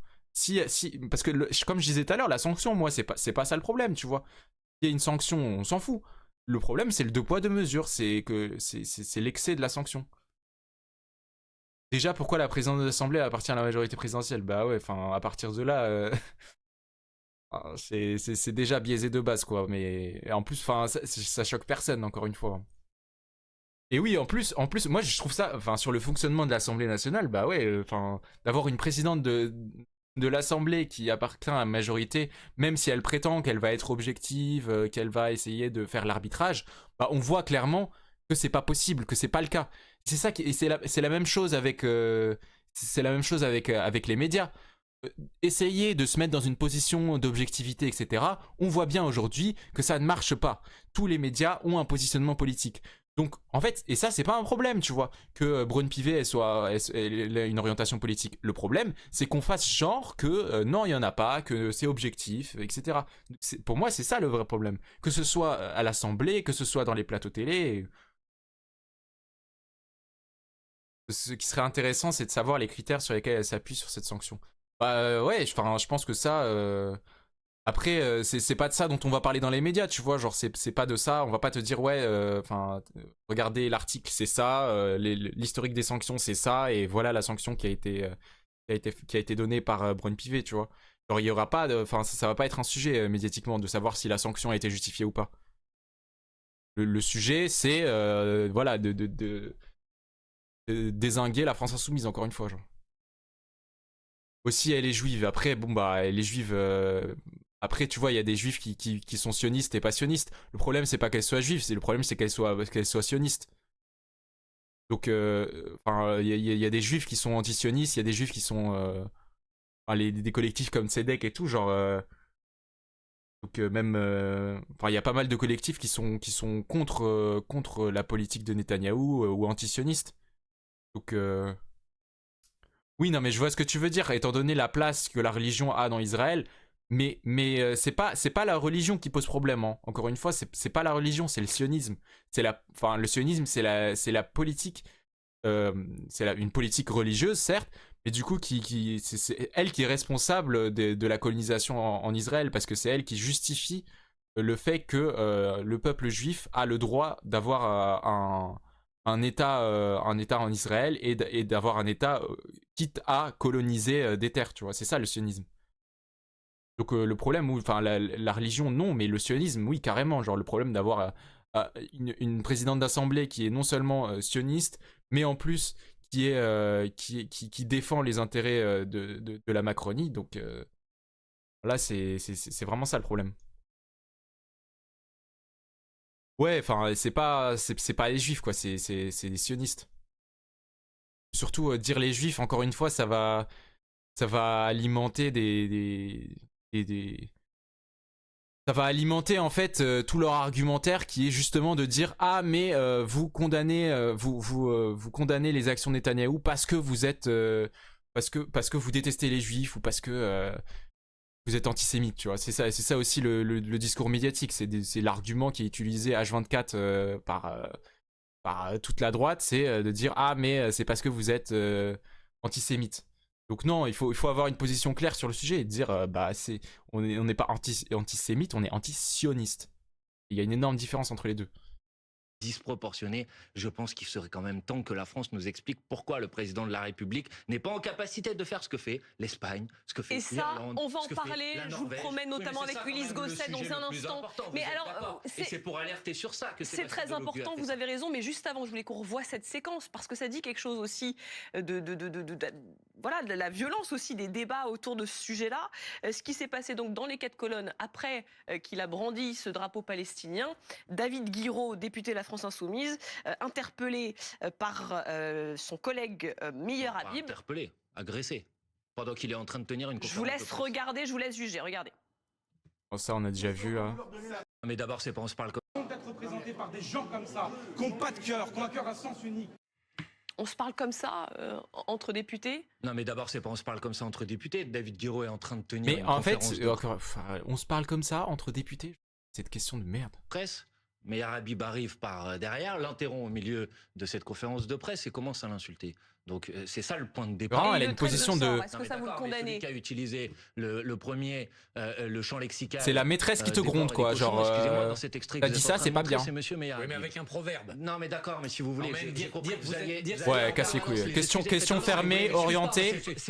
Et en plus, c'est vraiment... Moi, je trouve que c'est horrible parce que ça te rappelle, en fait, des profs, genre, en mode qui sont...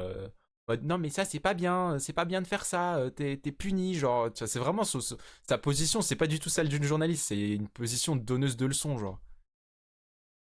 Mais quand même dire cet import à quelqu'un de confession musulmane ou juive, c'est spécial.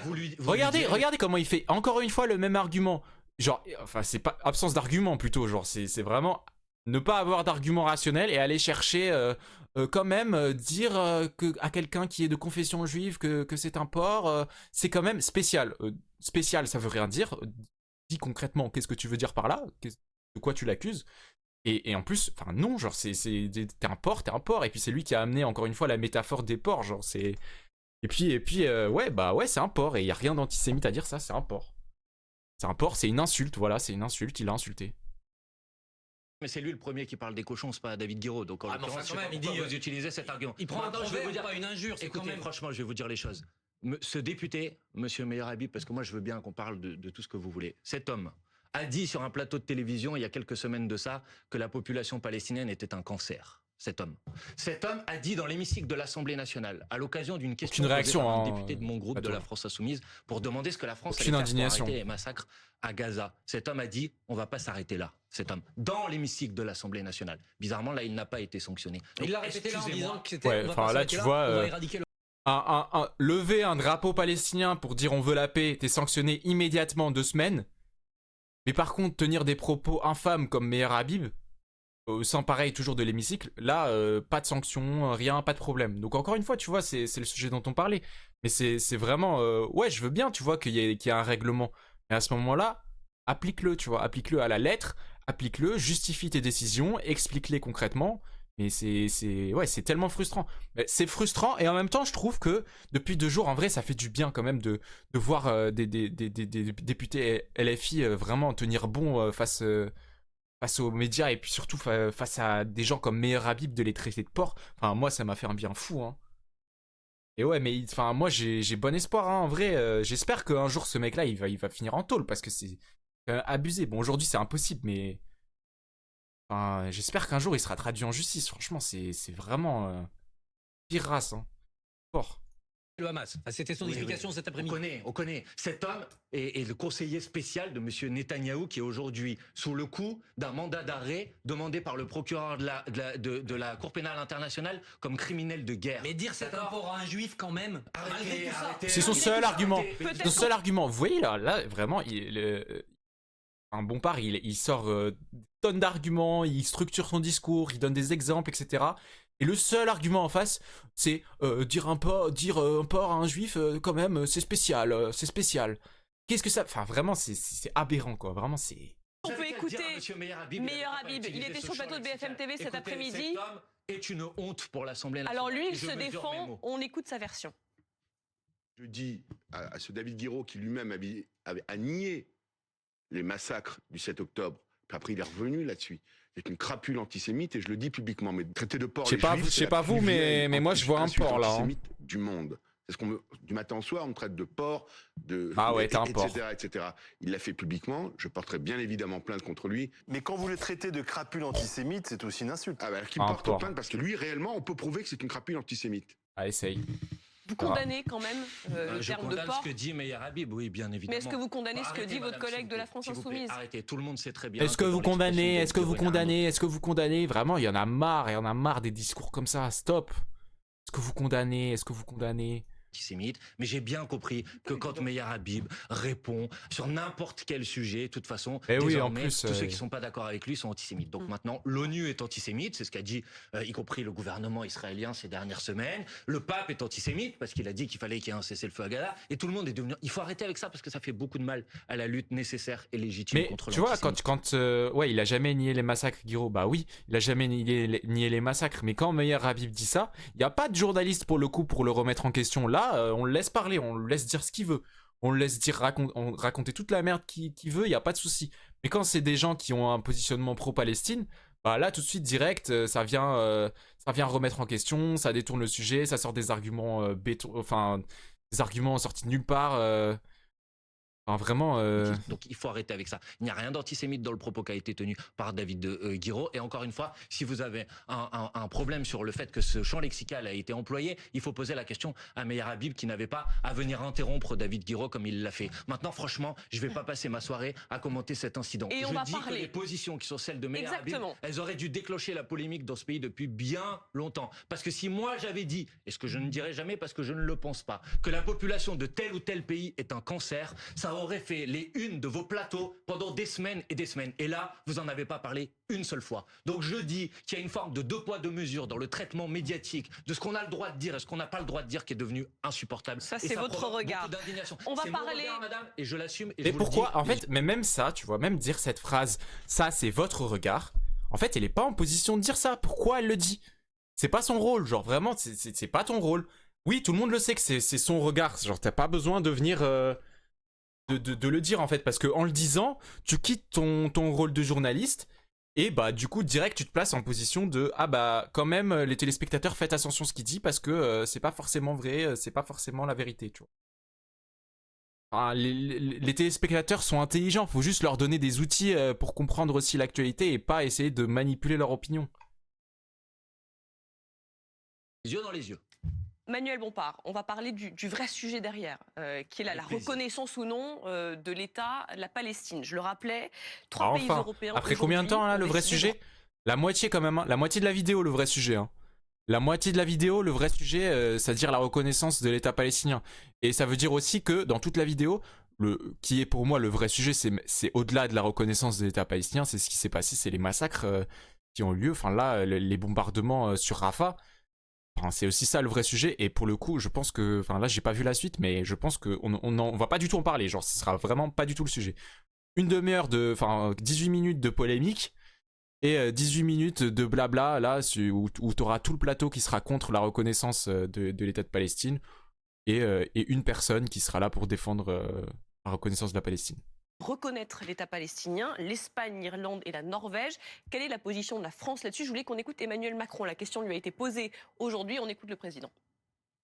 Nous sommes prêts à travailler activement à une solution de paix. Elle est atteignable, avec une volonté politique. Elle passe par un chemin celui du jour d'après, pour Gaza, plus largement pour un État palestinien, ce qui suppose beaucoup de réformes, des évolutions, un équilibre régional, des éléments de sécurité Oh, le garantis blabla, c'est pour grave. Israël. Mais c'est cette réponse politique d'ensemble qui est aujourd'hui une nécessité. Cette reconnaissance doit arriver à un moment utile, c'est-à-dire à un moment où elle s'inscrit dans un processus. À un moment où les États de utile. la région et Utile, qu'est-ce que ça veut dire? Et là, c'est pas utile?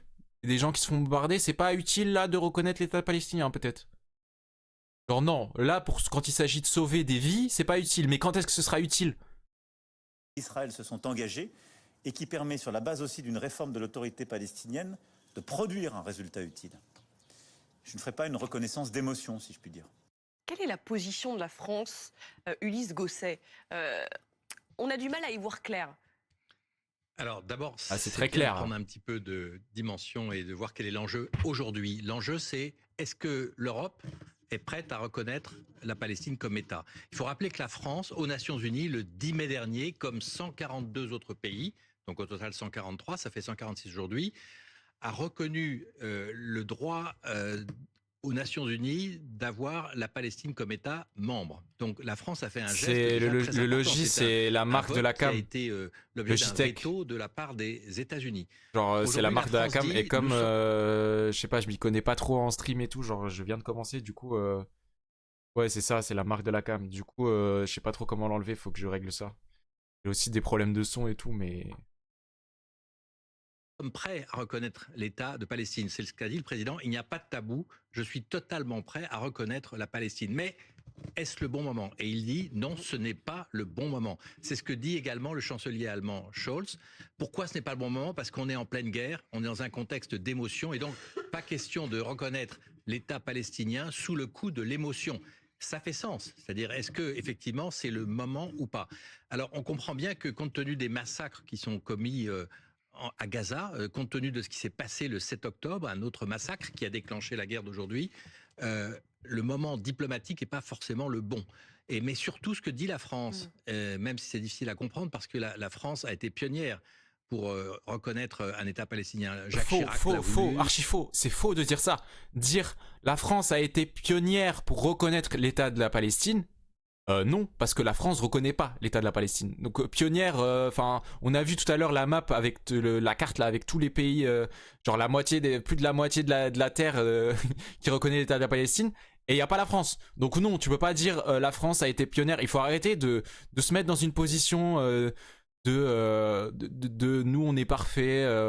On fait les choses parfaitement, on reconnaît le droit international, on est pionnier en termes de droits humains, etc. Genre, pionnière alors qu'ils l'ont pas fait, oui, mais c'est n'importe quoi. Pionnière, c'est quand t'as été un des premiers pays à reconnaître l'État, peut-être. Là, je veux bien. Mais pionnière parce que depuis longtemps tu dis oui, peut-être un jour. Non, c'est pas pionnière, c'est du foutage de gueule, là. François Hollande l'a voulu, François Hollande et aujourd'hui Emmanuel Macron. Mais en fait, la réalité, c'est que si on reconnaissait aujourd'hui la Palestine, on donnerait raison, d'une certaine manière, à ceux qui ont provoqué la guerre d'aujourd'hui. Et c'est pour cela que la France ne le fait pas. La France qui dit que c'est pas le bon moment, mais alors comment expliquer que l'Espagne, l'Irlande, la Norvège, eux disent, bah si, il faut reconnaître l'État palestinien tout de suite. Première bonne question après 21 minutes. Vraiment, la toute première bonne question après 21 minutes. Accélérer finalement l'existence d'un État palestinien. Ce n'est pas le point de vue de la France. La France dit, pour qu'il y ait un État palestinien, il faudrait qu'il y ait une résolution des Nations Unies autorisant la création d'un État palestinien. Et tu vois bien que ça passe pas, ça. Enfin, que l'ONU c'est complètement bloqué parce qu'il y a les États-Unis et qu'il suffit d'un veto pour que ça passe pas. Donc c'est la situation en fait. Il y a l'impression qu'ils découvrent la situation aujourd'hui alors que on sait très bien que ça fait des dizaines d'années que ça ne passera pas par l'ONU parce que dans tous les cas, si les États-Unis disent non, bah ça passera pas en fait. Donc et les États-Unis vont jamais dire oui. Le jour où les États-Unis vont dire oui, enfin, je sais même pas si c'est possible, de 1, et de 2, ça voudrait dire que, il y aurait même, enfin, j'imagine que quand ça se passera, il y aurait même plus de Palestiniens, parce que là, les massacres auxquels on est en train d'assister, genre, qui va rester au final quand ce sera... Il faut une résolution 1967.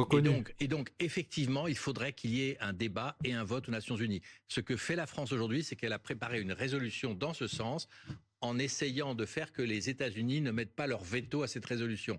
En fait, reconnaissance aujourd'hui, et après, que se passe-t-il Et après, les discussions, que se passe-t-il? On voit bien qu'il y a eu des discussions, on voit bien qu'il y a eu des votes, et ça ne marche pas. Donc maintenant, je te retourne la question, et après? Donc on voit bien que ça ne marche pas, à l'ONU ça ne marche pas, je suis d'accord, on aurait pu passer par l'ONU pour espérer une reconnaissance, comme ça un débat de toute la Terre, une reconnaissance, et tout le monde se met d'accord, et on entend les arguments de tout le monde, et on vote, et tout le monde est d'accord. Mais tu vois bien que là, ça ne marche pas. Et c'est pas juste depuis cette année, ça ne marche pas depuis des dizaines d'années. Donc maintenant, il faut tirer les conclusions. Vu que ça ne marche pas à l'ONU, bon bah peut-être il faut le faire de son côté. Comme l'a fait l'Espagne, comme l'a fait l'Irlande. Pas grand-chose. Ça conforte finalement les extrêmes. Le Hamas, vous le savez, est contre la solution à 2 États. Netanyahou, vous le savez, est contre la solution à 2 États. Donc, ils ont changé d'avis sur ça en plus. L'État de Palestine, ça ne fait pas vraiment avancer les choses. Par contre, une résolution aux Nations Unies qui ferait l'objet d'un vaste consensus et sans veto américain permettrait effectivement d'avancer et de jeter les bases d'une solution pour l'État de la Palestine. C'est ça en fait la position française. C'est pas le bon moment. C'est pas aujourd'hui en pleine guerre que l'on peut y arriver. C'est la position française d'aujourd'hui. Ulysse, vous vous souvenez très bien des accords d'Oslo, d'un poignée de main Arafat, Yitzhak Rabin, devant le président Clinton à Washington dans la Maison Blanche. On y était presque. Et Yitzhak Rabin a été assassiné. Donc, et depuis, si je peux y venir, oui. Voilà, laissez-moi faire ma démonstration. Et Yitzhak Rabin est assassiné non pas un extrémiste palestinien, mais par un extrémiste juif, parce qu'à l'intérieur d'Israël, il y a une faction minoritaire qui ne veut pas. Et ils ont un système électoral qui est... Ils sont pas minoritaires, hein. Ils sont pas minoritaires hein, en Israël. C'est pas une minorité qui veut pas reconnaître la Palestine. Hein. C'est vraiment la majorité. C'est l'État. C'est Netanyahou. C'est les gens au pouvoir. Enfin vraiment, c'est pas du tout. Il y a vraiment, même aujourd'hui, même parmi les voix dissidentes à Netanyahou, il n'y a pas du tout de consensus sur la reconnaissance d'un État palestinien, et encore moins depuis le 7 octobre. Donc ça va pas passer par Israël. Hein. Proportionnel absolu fait que 3 partis extrémistes juifs majoritaires peuvent bloquer une majorité et empêcher un consensus. Et ils sont dans le cabinet Netanyahou. Ils sont dans le cabinet Netanyahou. On en est là, c'est une réalité technique. Donc l'État palestinien, il était accepté par la communauté nationale, il y a eu des accords de Genève, il y a eu des accords d'Oslo, on y était presque et tout le monde était d'accord. Oui. Aujourd'hui, ne pas considérer que justement le drame que nous vivons, la tragédie, le 7 octobre ouvre la porte à une décision internationale. C'est maintenant qu'il faut le créer. Il faut les mettre autour de la table. On ne cède à personne. On ne fait aucune concession. C'est maintenant dans cette tragédie la seule solution. 2 États, c'est la solution, la seule. On a tout envisagé. 2 États qui cohabitent. L'État palestinien souverain. Dès maintenant. Avec Israël. Et après. L'État palestinien souverain avec un contrôle international. Qu'est-ce qui se passe concrètement après? On dit, on reconnaît et après. Et après, ils font leur État, quoi. Genre, c'est quoi la question? Genre. Après.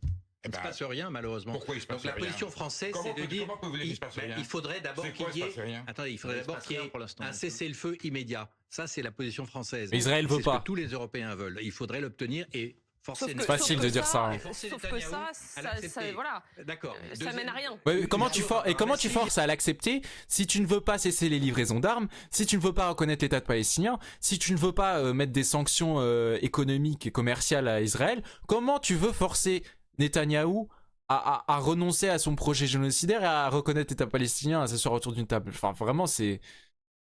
S'il y avait une reconnaissance aujourd'hui, ça voudrait dire quasiment de façon automatique la fermeture du consulat de France à Jérusalem. Ça veut dire couper les liens avec les Palestiniens tels qu'ils sont aujourd'hui. C'est pas une bonne solution. Mais non, c'est le gouvernement israélien qui le fait. C'est pas oui, donc vous voulez céder à sa pression. Non, mais qui vous menace de faire ça. Il faut être utile et efficace. Si vous croyez vraiment à l'existence de 2 États, il faut les préparer sérieusement. Non, mais je pense qu'on est tous d'accord autour de cette table pour dire qu'il va falloir à terme 2 États. Le problème, c'est la temporalité. C'est-à-dire qu'effectivement, je vous rejoins sur le fait que ça fait très longtemps que des choses. Je vous répondrai. Moi, ce qui me parle aussi, c'est qu'il y a des otages. Bien sûr. Et ça, pour le moment, on n'en a pas parlé là. Attendez, c'est quoi cette dinguerie là? Mais ça, c'est pourquoi lui, c'est qui ce mec? Genre, je sais pas si vous connaissez ce mec, je sais pas qui c'est. Et qu'est-ce qu'il fout sur un plateau? Entrepreneur. Pourquoi il a invité ce mec? Alors, qu'est-ce qu'il a à faire sur un plateau TV? Genre, entrepreneur. Sur un sujet aussi complexe que le conflit israélo-palestinien? Qu'est-ce que fout un entrepreneur à donner son avis sur un plateau télé? Quand même un paramètre. Mais attendons de voir ce qu'il va dire, mais enfin, c'est sûr qu'il va dire de la merde. Essentiel. Reconnaître l'État de Palestine à ce moment-là, dans cet espace-temps-là, me paraît pas être la chose la plus Qu'est-ce que vous répondez à ça et évidente. Mais t'es qui pour dire ça? Entrepreneur. Des otages, monsieur, que la fois depuis le 7 octobre où on a réussi à obtenir la libération du plus grand nombre d'otages, c'est à quel moment? C'est au moment où il y a eu une trêve.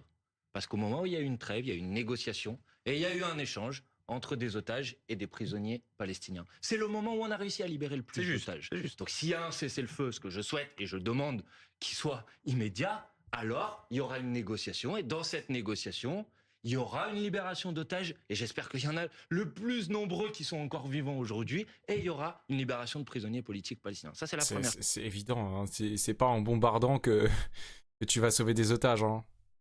Et ouais, comme je disais tout à l'heure aussi, enfin, les familles des otages aujourd'hui en Israël, c'est eux qui manifestent justement pour un arrêt des combats, pour des négociations, pour la libération des otages. Donc enfin, poser la question aussi aux principaux concernés, c'est-à-dire les familles des otages, qu'est-ce qu'ils veulent aussi?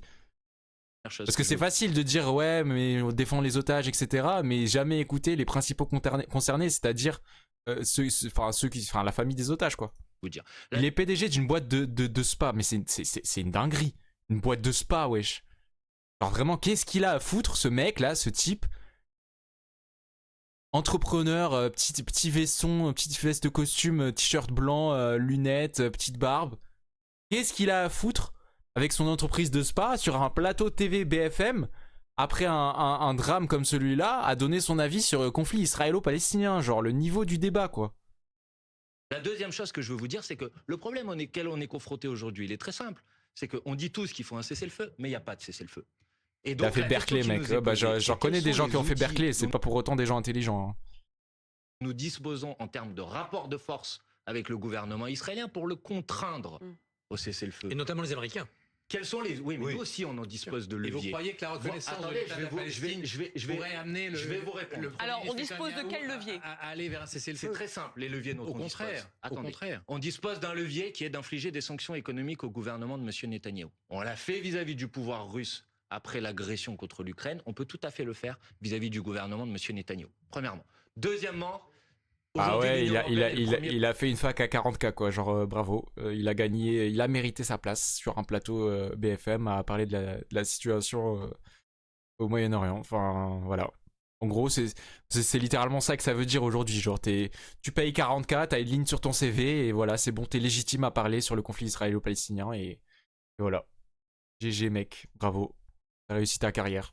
Partenaire commercial de l'État d'Israël. On peut menacer de suspendre l'accord d'association entre l'Union européenne et Israël, ça aurait un impact immédiat et ça obligerait le gouvernement israélien à arrêter les hostilités et à arrêter les massacres. Troisièmement, oui, j'assume de dire que je pense qu'une décision aujourd'hui symbolique de reconnaissance de l'État de Palestine pèse en termes de rapport de force sur la communauté internationale pour lui dire il faut que ça s'arrête. Écoutez, il y a une majorité des États... Il y a eu un vote aux Nations Unies, ça n'a rien changé. Le 10 mai dernier, il y a eu 143 pays qui ont voté. Vous savez très bien qu'il y a eu un veto des États-Unis. Mais ça n'a rien changé. D'accord. Ah oui, mais attends, mais il dit ça, donc il assume lui-même que ça n'a rien changé. Alors que c'est lui tout à l'heure qui disait qu'il fallait un consensus à l'échelle de l'ONU, il fallait qu'il y ait des discussions à l'échelle de l'ONU, que tout le monde s'assoie et parle ensemble et reconnaisse ensemble, se mettre d'accord. Mais donc il voit très bien que ça passe pas. Donc comment tu peux tenir d'un côté dire que il faut que ça se passe à l'ONU, qu'il y ait des discussions pacifiques et qu'il y a un vote, et en même temps reconnaître que ça marche pas? Donc encore une fois, la même question que je pose à tous les gens sur ce plateau, tirez les conclusions de vos observations, de vos remarques, quoi. Genre tu fais des constats, tire des conclusions. Ça ne marche pas, donc ça ne peut pas passer par l'ONU. Voilà. Les mecs, ouais, voilà, c'est ça, il se contredit, il n'y a aucune répercussion. Alors vraiment... Et là, encore une fois, c'est le rôle de la journaliste de lui dire, bah oui, mais tout à l'heure, vous avez dit ça. Vous changez d'avis?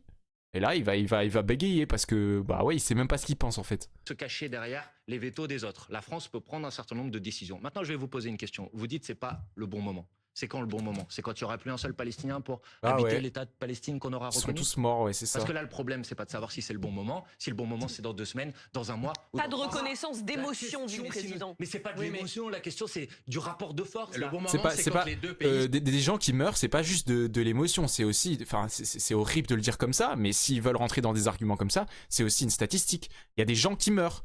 voilà, il y a des gens qui meurent, c'est ok émotionnel, mais c'est aussi un fait. C'est un fait rationnel, quoi. Il y a des gens qui meurent, il y a des preuves tous les jours, et donc il faut agir. C'est aussi le droit international, c'est pas juste de l'émotion. Ils sont d'accord pour qu'il y ait deux États. Mais il y aura, s'il y a un seul État monsieur, il y aura plus palestinien de peuples si ça continue comme ça. Mais parce qu'il y a un projet. pas. Non, c'est pas vrai. Je n'exagère pas. N'est pas admissible. Non, mais ne dites pas qu'il n'y aura plus de peuple. Monsieur, c'est pas admissible. Il n'y a pas de génocide en cours. Si, c'est un génocide, bien évidemment. Mais non. Écoutez, 30 000 c'est un personnes, génocide. 30 000 personnes sur 2,2 millions, c'est pas un génocide. Oh, la bourgeoise a pas. Regardez, mais ça me fume comment elle remonte sa mèche là, la petite bourgeoise. 30 000 personnes sur 2 millions, c'est pas un génocide. Attends. Et comment elle a... Écoutez, c'est un génocide. Regardez comment elle bouge sa mèche là.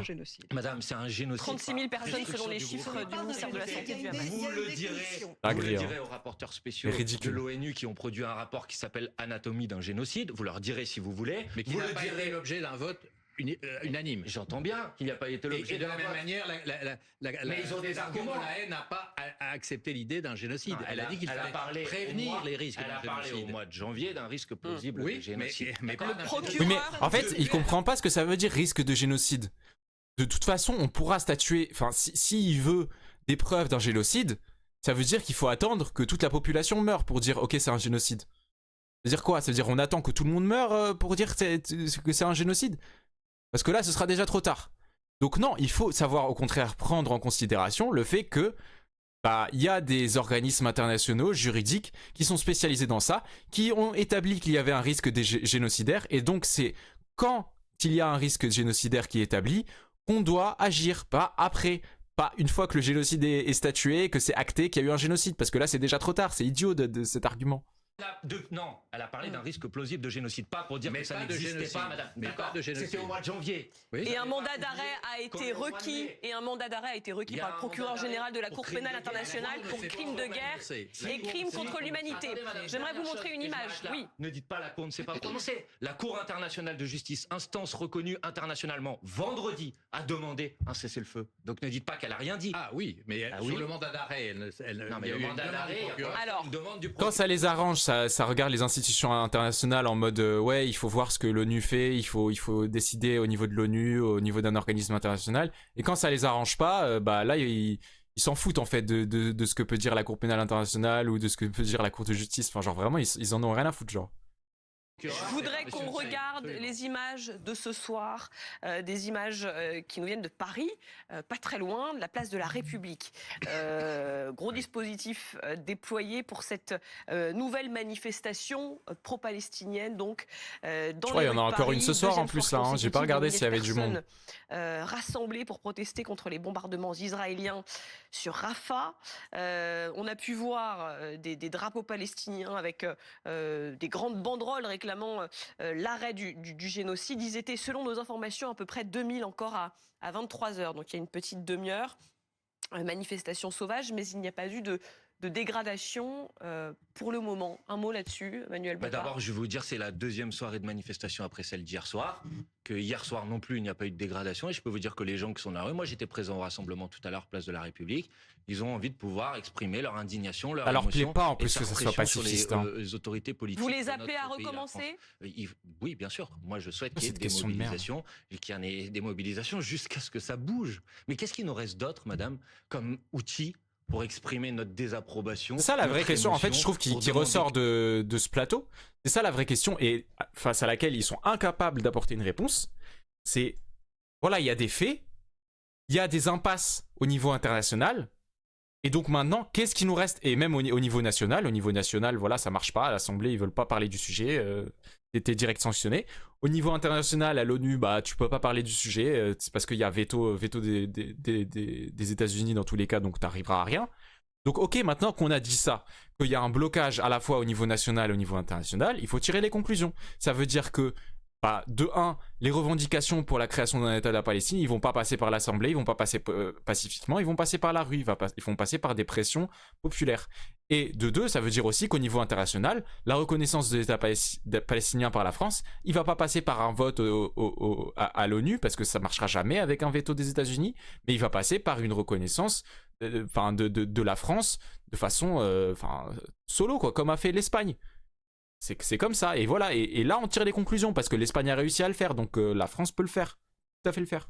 Que ça se passe, que des choses se passent, que la France fasse quelque chose de concret, pas juste des tweets pour faire semblant, des choses de concret pour s'arrêter. Qu'est-ce qu'il nous reste d'autre? Donc il nous reste quoi? Manifester dans la rue, et oui, je suis aux côtés des gens qui manifestent et qui expriment leurs émotions, et brandir le drapeau palestinien dans l'hémicycle de l'Assemblée nationale. Parce que, vous savez, si à la place de ce débat-là, on avait eu le débat à l'Assemblée sur la reconnaissance de l'État de Palestine comme on l'a proposé, parce qu'on a déposé une résolution sur ce sujet, on n'aurait pas eu besoin de brandir le drapeau palestinien, on aurait pu en débattre, et puis il y aurait eu un vote à la fin. Ça aurait été mieux. Anne-Elisabeth Moutet, cet argument de dire voilà, on veut faire bouger les choses, le seul moyen qui nous reste, c'est ces manifestations sauvages, 2000 personnes, la manifestation qui est encore en cours aujourd'hui. Comment réagissez-vous à ces images? Écoutez, le droit de manifestation existe.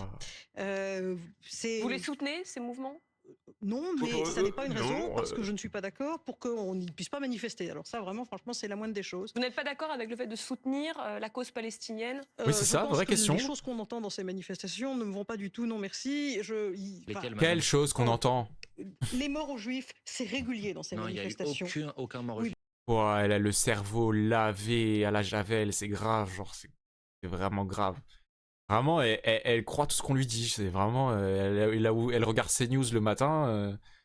Elle croit que là, littéralement, tous les gens qui sont en train de manifester, c'est pas parce qu'ils ont vu des vidéos d'enfants en train de se faire, la tête coupée, des vidéos de corps calcinés. C'est pas du tout pour ça que les gens sont révoltés et vont dans la rue. Non, non, c'est parce qu'ils sont antisémites. C'est parce qu'ils détestent les juifs. C'est pour ça qu'ils sont dans la rue. Vraiment, elle est idiote, grave. Bah, vous n'étiez pas partout dans la manifestation. Parce que vous y étiez. Elle y était, elle. Mais je voudrais dire autre chose. C'est pas que ça me plaît pas, c'est que c'est faux, excusez-moi. Attendez, parce que d'abord, mais vous entendez quand même que vous êtes en train, excusez-moi, de jeter l'opprobre sur des jeunes gens qui manifestent en disant qu'ils disent mort aux juifs dans une manifestation, alors qu'aucun journaliste n'est capable de dire dans une seule de ces manifestations qu'il y a eu... Non, ça a été publié. Il y en a. Non, mais c'est pas ça que je Mais où? C'est faux. Et là, encore une fois, les journalistes sortent, dit où? Quand ça? Non, il n'y a pas eu. Il n'y a pas eu, c'est faux. Toutes les choses sans laisser les gens parler. Oui, mais madame, si vous dites des choses aussi. Mais ça vous plaît pas, mais c'est très dommage, vous dites plein de choses auxquelles je ne crois pas. En tout cas, ce genre de commentaires, nous, sur cette manifestation en particulier, on n'a pas eu ce genre de retour pour l'instant. Sur cette manifestation hier, je le sais parce que j'avais des gens qui connaissaient des gens qui étaient dans le quartier et qui ont entendu ça. Je connaissais des gens dans le quartier, j'ai entendu, ils m'ont dit ça, ils m'ont dit qu'ils avaient entendu mort aux juifs. Et moi, c'est ma très bonne amie qui me l'a dit, et du coup, je la crois. C'est vraiment la même qui va te dire « Non, je ne suis pas raciste, j'ai un ami noir. J'ai un ami noir, il travaille pour moi et tout se passe très bien à la maison, je l'aime beaucoup. » Ces gens et c'est tout. Donc je connais des témoins. Maintenant l'autre c'est pas ça. En réalité c'est pas ça de ça que je voulais parler. On a parlé de la reconnaissance d'un État de Palestine et je suis pour une solution à deux États. Pour le moment, il n'y a pas les conditions de la création d'un État palestinien simplement parce que les deux régimes dans la Cisjordanie d'un côté et à Gaza de l'autre sont entièrement différents. À Gaza, il y a les restes de ce qui est le Hamas qui a été extraordinairement détruit mais qui n'a pas disparu. Et d'autre part, vous avez un État moribond avec un président à vie qui est Mahmoud Abbas depuis 30 ans avec une énorme corruption. Et quand on a dit quand Emmanuel Macron dit qu'il faut des conditions pour réaliser les possibilités d'avoir un État qui puisse fonctionner, qui soit un État qui existe, ces conditions ne sont pas établies de chaque endroit pour des raisons différentes. Oh, la vision impérialiste, hein. Ça c'est les mêmes qui disaient ouais mais on peut pas accorder l'indépendance à l'Algérie parce que ils ont pas d'État. Ils ont pas d'État organisé parce que tu leur laisses pas la possibilité de s'organiser aussi. Donne-leur un État. Lève l'embargo sur Gaza, genre donne-leur un État, laisse-les les possibilités de se développer et tu verras qu'ils vont pouvoir s'organiser entre eux et développer leurs propres conditions d'émancipation et d'organisation. Enfin genre c'est idiot. Tu peux pas dire tout le temps genre en mode oui mais tant qu'il n'y a pas un État pacifiste au pouvoir qui est clair, qui n'est non violent et qui n'est pas corrompu, tant qu'il n'y a pas ça, on peut pas reconnaître l'État de Palestine. Mais ça n'arrivera jamais. Si tu bombardes les gens, si tu leur laisses aucun droit, si tu les coupes du monde, enfin genre c'est idiot. Et finalement, et enfin, en ce qui concerne particulièrement Gaza, il y a tout de même des questions à poser sur les milliards qui ont été détournés par le Hamas, d'une part pour construire des 800 km de tunnels et d'autre part pour amasser des fortunes personnelles. Alors, tant qu'on n'a pas essayé d'examiner la gouvernance de ce qui pourrait être un État palestinien que je souhaite absolument aux Palestiniens en Cisjordanie. Oh mais merci, merci. C'est pas maintenant qu'on va donner, je dirais, les clés du camion à l'entité qu'on va donner les clés du camion. C'est trop tôt.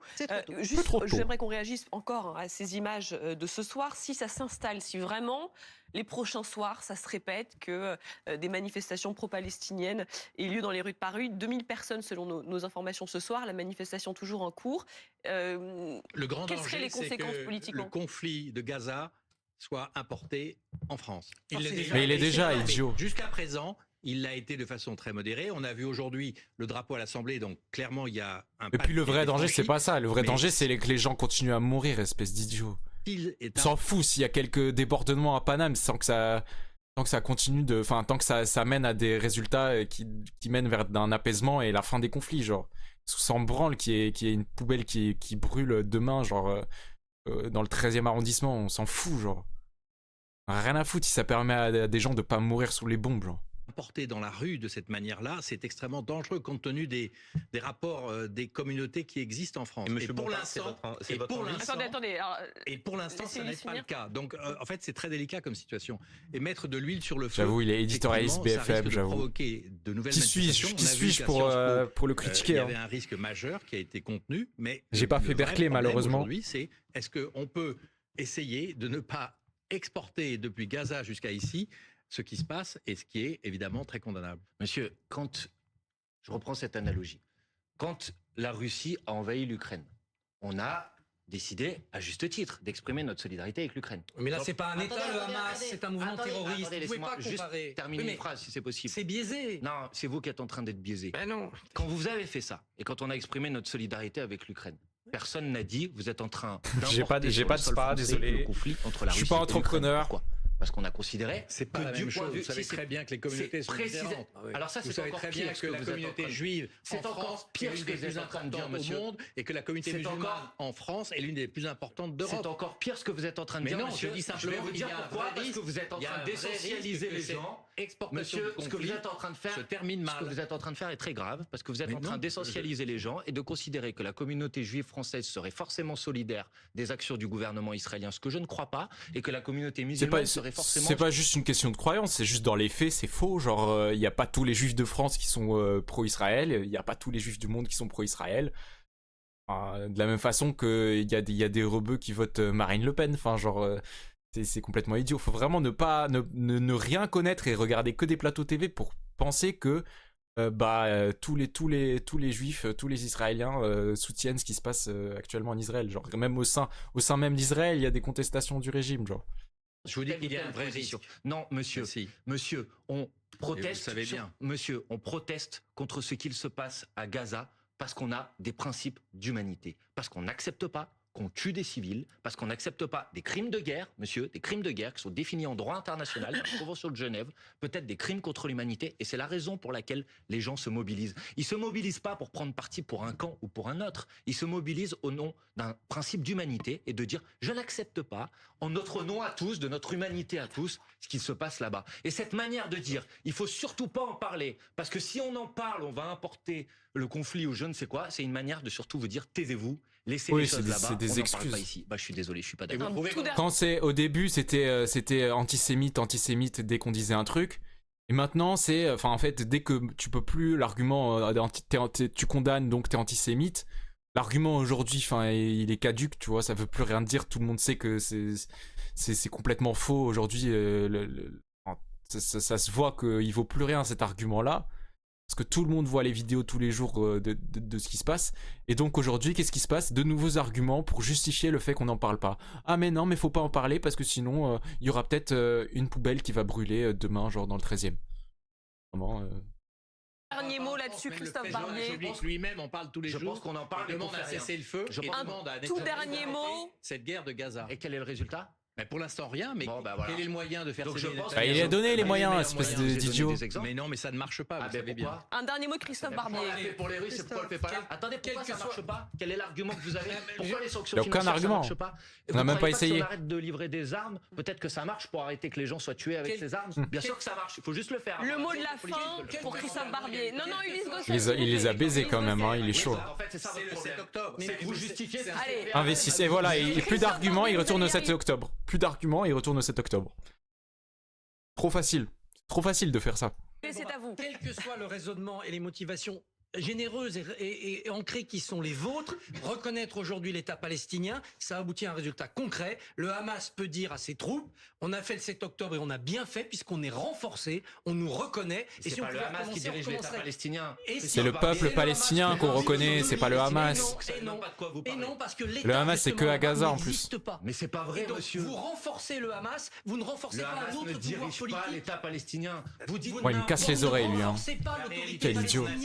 De fuite en avant. Non mais vous êtes à Gaza, n'importe quoi. Si personne ne sait l'autorité palestinienne est ah, comment ils sont à 2 sur lui, à 3 même. Elle n'a aucune existence. Avec l'autre bourgeoise. Aucun poids, mais beaucoup plus que celle du Hamas. Mais et la vérité, c'est que ceux qui veulent pas reconnaître l'État palestinien font le jeu du Hamas. D'ailleurs, vous l'avez dit vous-même tout à l'heure. Son écharpe, putain, ouais. Vous avez la solution à 2 États. Eh oui, monsieur Netanyahou aussi. Donc si vous reconnaissez l'État palestinien, vous prenez une décision qui déplaît au Hamas et qui déplaît à monsieur Une fuite en avant. Ne dites pas que vous leur faites un cadeau, c'est pas vrai. Une fuite en avant à Gaza, dit Ulysse Gosset, avec, on le rappelle, ce camp de déplacés qui a été touché et des bombardements à Rafah qui se poursuivent. Israélienne qui ne tient absolument aucun compte des crimes de critiques qui sont formulés aussi évidemment, bien ils s'en battent les couilles qu'en Europe. C'est des crimes de guerre, vous êtes Merci beaucoup. Quand on frappe des civils de manière. Je dis fuite en avant et c'est évidemment extrêmement préoccupant. Non mais est-ce que ça s'appelle je dis fuite en avant et c'est évidemment extrêmement préoccupant. Tu vois, non seulement il veut pas dire génocide, non seulement il veut pas dire risque de génocide, et en plus il veut même pas dire crime de guerre, alors que là vraiment c'est statué au niveau international. Donc c'est dire le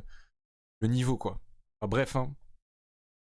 Et ouais, là on a fait 2 heures sur le traitement médiatique là de Gaza, c'est vraiment et encore là en plus on voit à peine aujourd'hui que les consciences commencent un peu à se réveiller un peu au niveau national avec genre des influenceurs qui commencent à parler et tout, mais enfin, on en est encore très loin hein. Et que maintenant hein, les gens se réveillent. Mais bref hein. J'espère que vous avez kiffé le live, je pense que je vais m'arrêter là moi. Je voulais faire la vidéo mais je pense que je ferai ça peut-être la semaine prochaine, cette vidéo là.